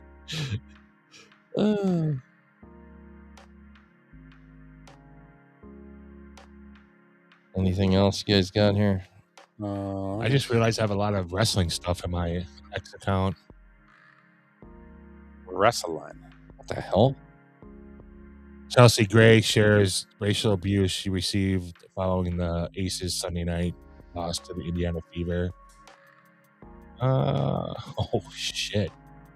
You suck ass, ugly ass, N-word. It's a tweet to her. It was a tweet to her? Yeah, or an instant message. She needs to get a better friend because you can't just instant message anybody, can you? Yeah. It's like I could instant message, like, say, the president on Instagram, probably. You probably can't call him an ugly ass. Probably N-word. do it on Truth Social, too. Huh. I didn't know that. Who knows? My voice would get so far. Brendan Miller is saying that Anthony Rizzo should be on the national broadcast for all that Major League Baseball postseason games. Who should be? Anthony Rizzo. Oh, is he good on games? Yeah. He's really good all the time. He's fun to listen Yeah, to. he's done a pretty good job on when I see him on broadcast. I like how he does it. I think that one of the top picks came out of his high school again, out of Stoneman Douglas or what's the name of that one? The one they had to shoot a couple of years ago. It's in Florida. They had a mass shooting there. Stoneman Doug, one of the top draft. Yeah, he's from that area, right? Yeah. We didn't talk about a few kids from the area got drafted yesterday. Oh, okay. So 2 kids from Union Grove. 2 kids from Union Grove, one from the high school, one who went and played at, I believe, UW Milwaukee. They were drafted, and then Dominic Santarelli was drafted in the 18th round. Yeah, he's going to college. Oh, for sure, yeah. I wouldn't want to play for the Senators. He was Mariners. Yes, Senators. I thought it was the Mariners. It's the Mariners. Yeah, 18th round. I thought. But I really didn't because I knew he wasn't going. It's a strange story because there were like 7 other Wisconsin kids drafted ahead of him, at least. And he was by far one of the best in the history of the state of Wisconsin. Seattle, I'm sorry. Yeah. And he was ranked. He won Player of the Year 2 years in a row. Gatorade Player of the Year for Wisconsin 2 years in a row. And he had a top 5 exit velocity in the Major League Baseball in the combine. And when he played in the Futures game a few years ago, he was the MVP. He was the MVP at Dodger Stadium as a junior in high school. Right. So I don't know what happened. I have no information. I haven't talked to anybody yet. It's only been a day. I mean, I'm going to guess in Kenosha we're going to start hearing some stuff. I mean, there's possibility. I mean, there's probably multiple possibilities. You might have told them I'm only signing if I get drafted in the first round or second or whatever. Right.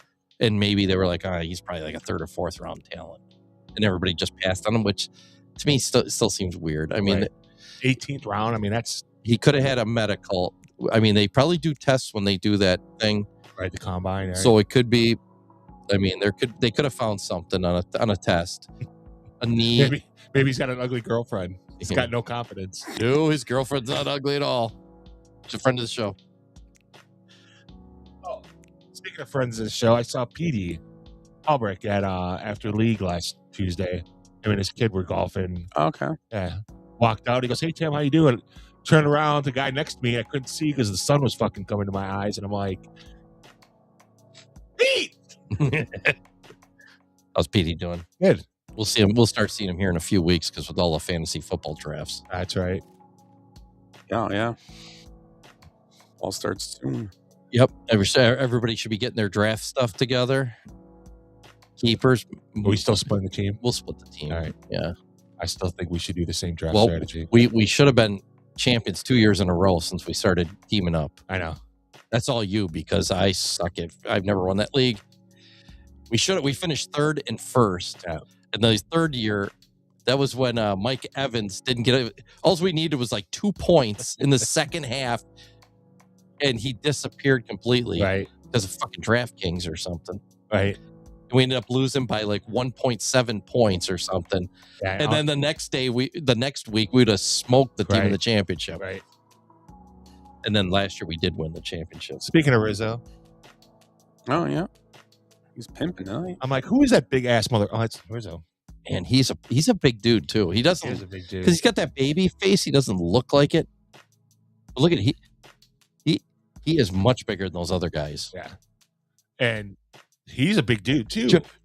Jordan Walker looks like an old time 1970s baseball. Yes, he does. He almost looks like Oscar Gamble if he had a bigger afro. Right. If he had a little more fro sticking out the side. Right. He's got that look. God damn. Oh my God. Schwarber hits bombs and then he goes home and plays with them. Yeah, he does. Those are two submarines. Holy crap. Oh my God. What's on the Phillies hat? Why's it green? It's the fuzz for the Philly Fanatic. Oh, okay. I figured that out earlier. Yeah. The green? Yeah, they got a bunch of green fuzzy hats, but they're P on these is fuzzy. Yeah. Well, these look like batting practice hats. Isn't that like... It might be the batting practice hat. You might be right. Yeah. Yeah, they got different game. The game hat, though, is going to be their Phillies is going to have the green fuzz on it. Is it? Yeah, I saw the hats today. I should have sent you guys that. They had all the gear and stuff they were showing off at the... What do they call it? Oh, that's the girl from ESPN on the left. That's Elle Duncan. Elle Duncan. She used to be on ESPN. She used to do all the... Oh, the girl. Yeah. Oh, that's right. I forgot that she went to that. That's awesome. Is that Barry Bonds over there? Yeah. Oh, is there a fucking echo in here? Hey, did you get invited? Well, I didn't even... Yeah, because Pools and him were sent there earlier on the side. Yeah, look how fucking... I don't remember Pools being that big. Like a big dude. Yeah, he was thick. Right. Look at how tiny Barry looks. Wonder what happened to him, huh? I don't know. Did you get off the gear? What if he'll ever make it to the Hall of Fame? My God, his numbers are stupid. There's nobody His even numbers close. Before he went to the Giants are Hall of Fame worthy, period. I saw a stat on Barry Bonds the other day, and they said his, I think, what do you have, 7 MVPs? Yeah. If you take away his 7 MVP years, he still had 400 home runs and 400 stolen bases, which nobody else has ever accomplished. No. And that's without his 7 MVPs. Right. The only numbers that even come close to his are Babe Ruth's and Ted Williams. Right. That's it. Nobody, maybe 1 year of Honus Wagner or something, or Rogers Hornsby. There's and Judge is putting up sensational numbers. Yeah. And they still don't even, they're right. a Not step even back. close. Right. Bonds was ridiculous. I saw a stat today too talking about Ken Griffey Jr. He would have never got hurt, because he basically lost 3.5 seasons to injury. They figured he would have hit 780 home runs. Yeah, That possible. base was on. And then they're always like, "Well, he never juiced." I was like, how do you know? Right. He could have been. He could have juiced that whole time. You don't know. Right. All those you don't think Craig Biggio did? Yeah. He's in the Hall of Fame. Bagwell, You don't think tiny Bagwell- when he came to Piazza. Yeah. All those guys. There's tons of them Piazza, that are in the right. Hall of Fame. I don't get where they draw the Big Frank. He was just on. He was a he big was dude. just on. collard greens and pig's feet. No, what's that? Him and Doug Flutie did that commercial. Oh, Eugenics. Yeah, the He's on eugenics. eugenics. Oh man, I still get boners and shit. I'm on eugenics. And the ladies like it too. And he winks. So then he drops it on the counter. It's like, And it's, Drops the hammer. it's taller than Doug Flutie. it's no micro penis. That's 8 3/4, honey. Yeah, Big Frank's. He was a big dude, man. He was a big dude. But you can't go back. The only one I heard that of all the guys, they said Jim Thome did not. That's the only and I can't be certain that He either. was but country strong. that's what they said. He was country strong, and his numbers are ridiculous. And so you put, I wish I still had this. You put Tome's best years, like his 5 best years, or 7. I think it was maybe 7 best years, Yeah. against Big Frank's 7 best years. And they're probably better, right? His numbers are just like a hair better, maybe. He had 1 top 5 MVP finish, and Frank had 7 in those, or whatever, 6 in those 7 years, and 2 MVPs. And Tome's numbers were almost identical. Right. Yeah, it's really crazy. And it was not like different eras either. They were contemporaneous together, Right. I think home run derby is the second best thing next to the 3-point contest. And the only reason I say that is this is drawn out so long. Yeah. They don't just go up and hit. It I like this year. 2 hours. Yeah, but I mean, everything's got to be, you know what I mean. They did NBA, at least it's done in like 45 minutes. Then 3-point contest is done. I think this was a very good format. It's just doing the 20 hits. Yeah, I like that too. I did like that. Yeah. Instead of that timing thing, it's where guys are racing. And I think it looked like, I don't know about earlier, but it looked like when it got to the later rounds, as long as you homer, you don't lose a hit. Because he only had 4 swings left, and he was down by 6. Okay. And he won. So it must have been you must have hit In the one later and kept one. Yeah. You didn't lose a swing. It was out. Those were outs then, or something like that. You're only counting out. Because earlier, I think every swing was counted, right? Right. I think Yes, because there's so many people. Yeah. I think the first round's 20 swings, no matter what. That's what it was, 20. And then after that, it was 15. You get so many outs then. Yeah. Because the time's nailed, And maybe it was 10. Maybe it was 10 outs at the end because they looks like every time I looked up it was less than 10. So, but yeah, he was down. I'm like, oh, this is no fun. How's he gonna win? And then he must have been. That's fair. I like that better because then you can come back. Yeah, because if you couldn't come back, it'd be he could have just okay, I'm done.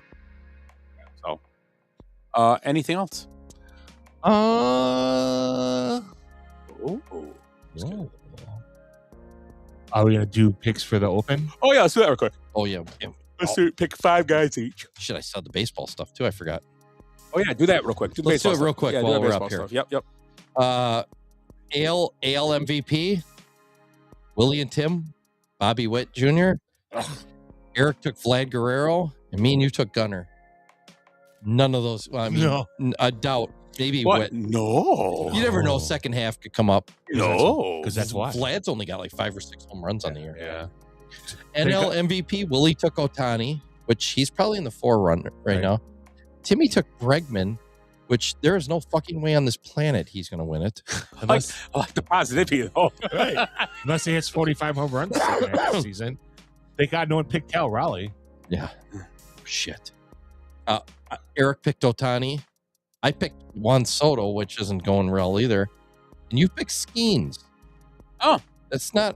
He's not gonna win it. You never know. Right now, Mizorowski's the Cy Young. You want to hear Cy Youngs? I'll just go down the line. So it's Willie, Tim, Eric, me, and Scott. Crochet, whatever you want to call him. Scooble, Crochet, Woo. You picked Woo. Woo.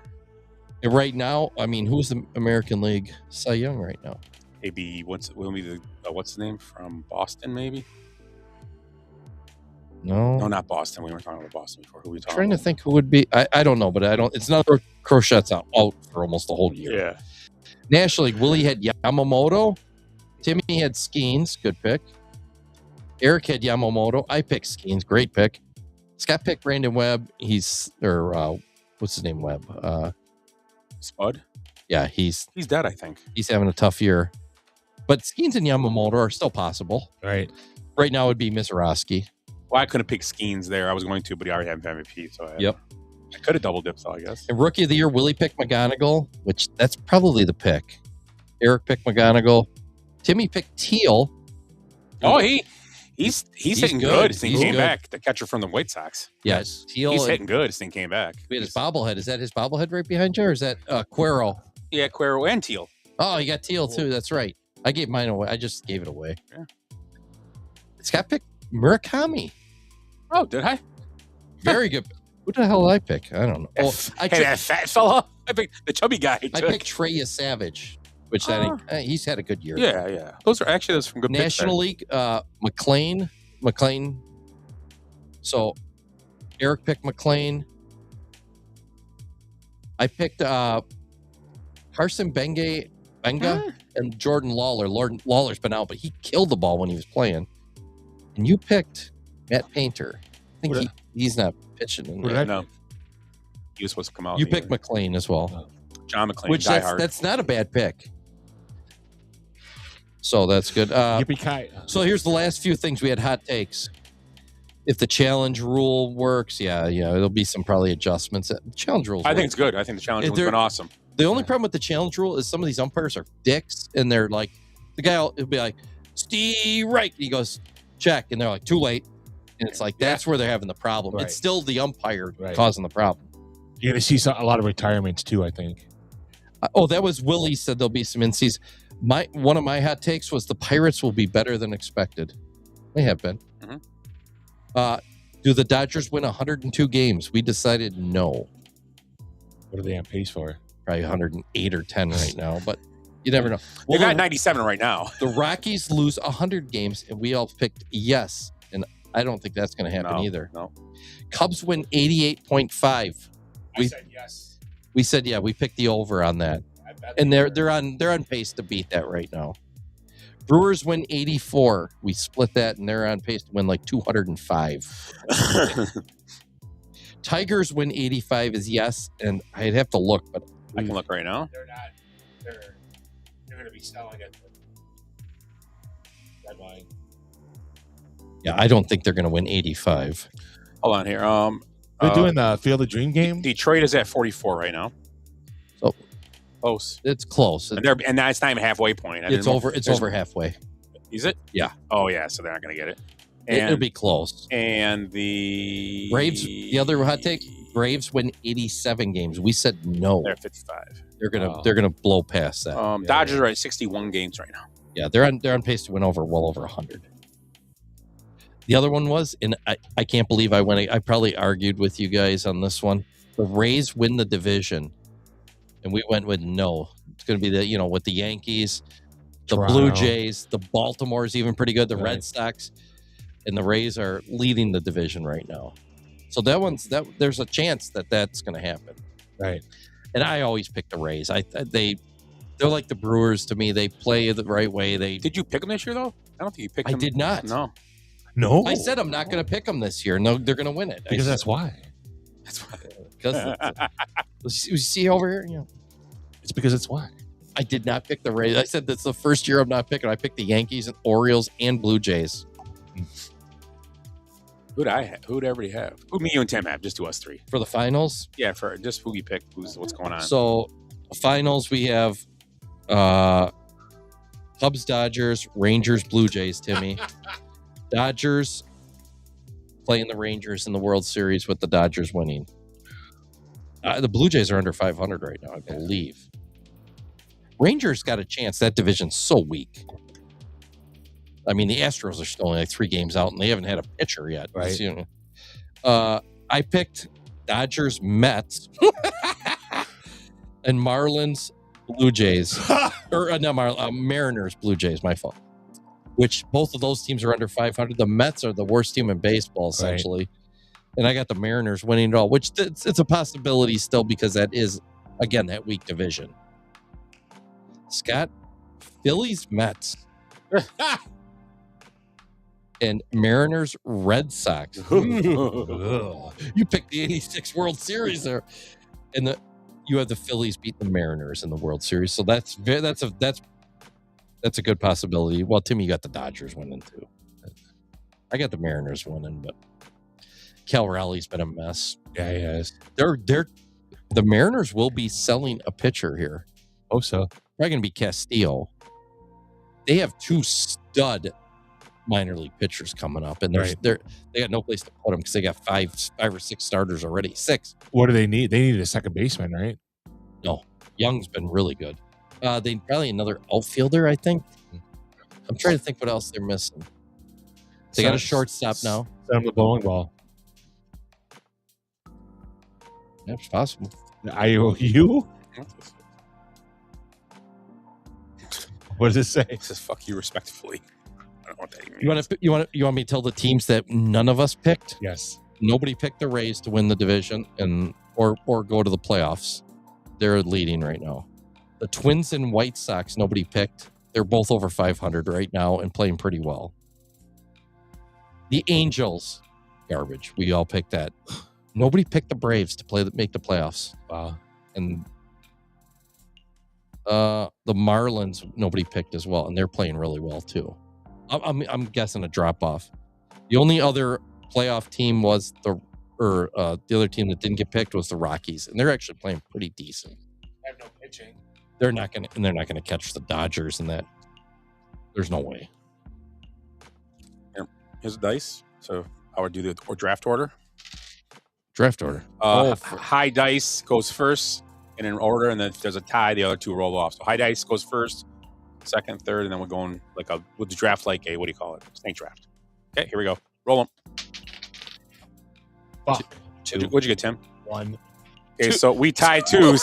We got to roll again. You're last. We tied with 2s. One tie, I'll tie. No. Here we go. Yeah. 4. We're gonna roll dice on midnight. Ready? Yeah, I just like doing this. 3. 6. Nice. So I lead off. Okay, here we go. And then Ed, and then Tim gets 2. We'll go back. So I'm gonna take Rory McIlroy. I don't even know who's in this thing. All the big dogs. Okay, so this is the Open Championship. Open Championship. And we'll do 5. Well, let's do 6 because that'll be 3 rounds then. Kind of, right? No, okay, 6 I'm rounds. second. Oh, who's been good lately? Yeah,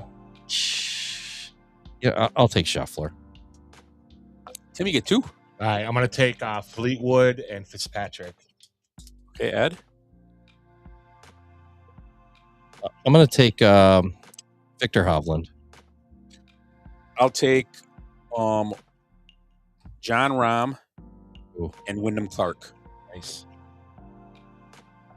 I try to stick with my same guys, so I'm going Xander Schauffele. Okay. Timmy gets double up now. Let's do Goddard and Morikawa. Okay. Oh, that was what I was going to pick next. And now, I'm trying to remember some guys here that are on fire here. Who won the last big one? Tompkins. Oh, the big one. Yeah. Who won the U.S. Open? I can't remember. Wyndham. Yeah, Wyndham did. Oh, okay. Yes, right. No, Koepka's not going to play well. He's been garbage, right? Who? Koepka. He's been garbage. And he has his putting. If he can putt, he'll do well. His putting killed him the last 2 majors, right? I thought so. I'll go Koepka just because. I'm gonna take. I gotta look up the Aberg. Olberg. And who is I always get him mixed up. Who is my spirit animal? Oh, Ty Hatton. No, the other one. Harmon. No.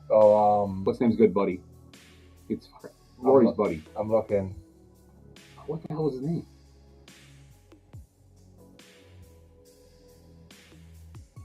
How come I can't see him? Maybe he's not golfing this weekend. Maybe something's wrong with him. I don't see his name either. Maybe he didn't qualify.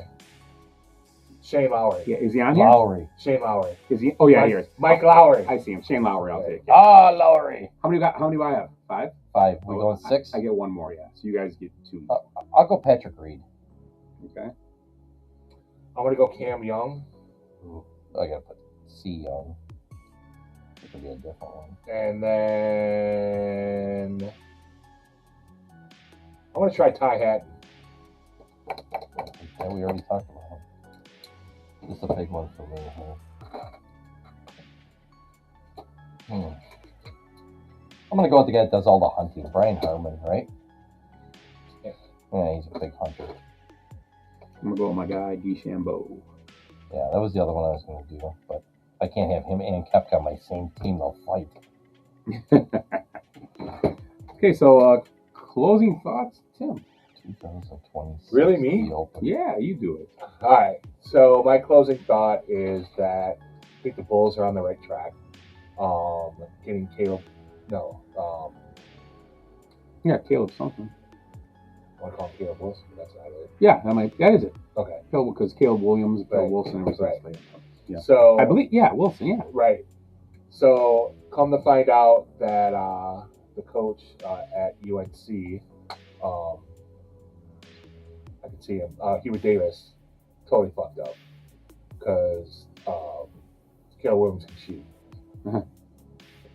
So during the interview process, they asked him about his 3-point shooting, what he needs to improve. He goes, I can shoot.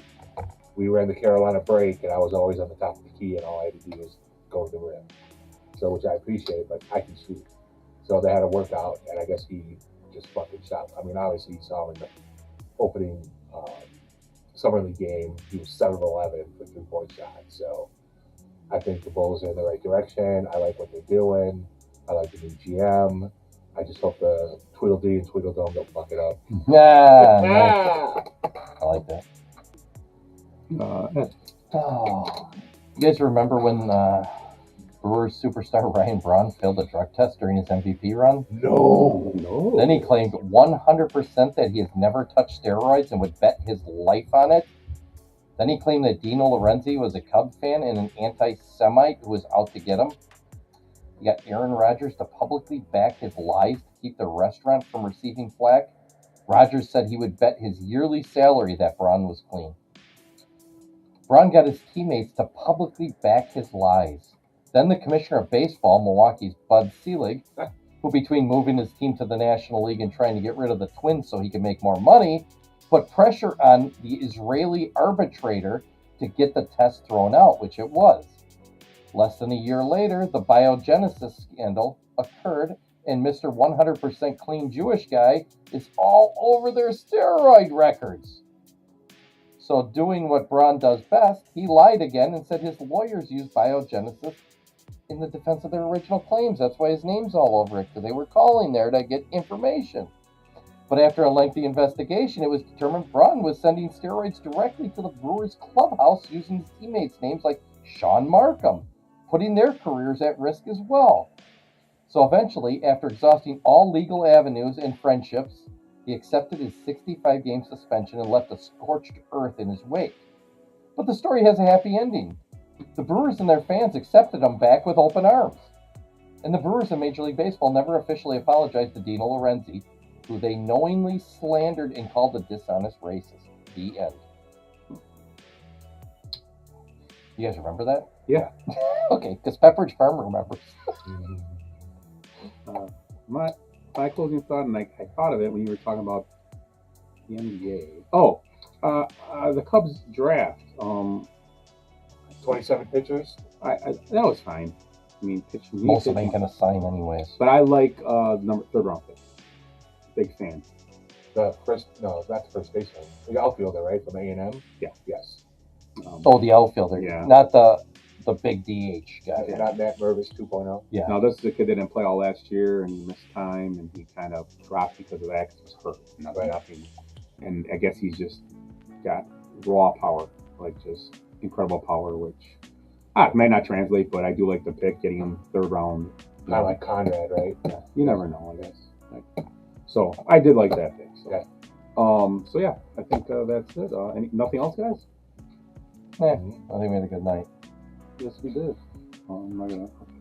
We covered everything. So we are the Basement Benchwarmers podcast for Tim, Ed, and myself, Scott. Everybody have a great week and take care. Bye-bye, everybody.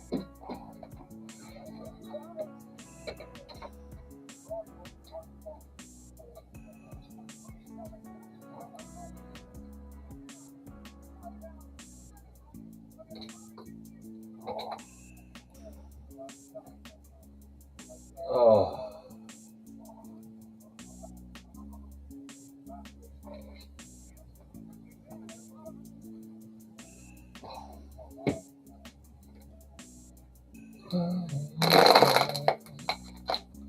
Wait until Eric listens to this, he's never gonna want to come back.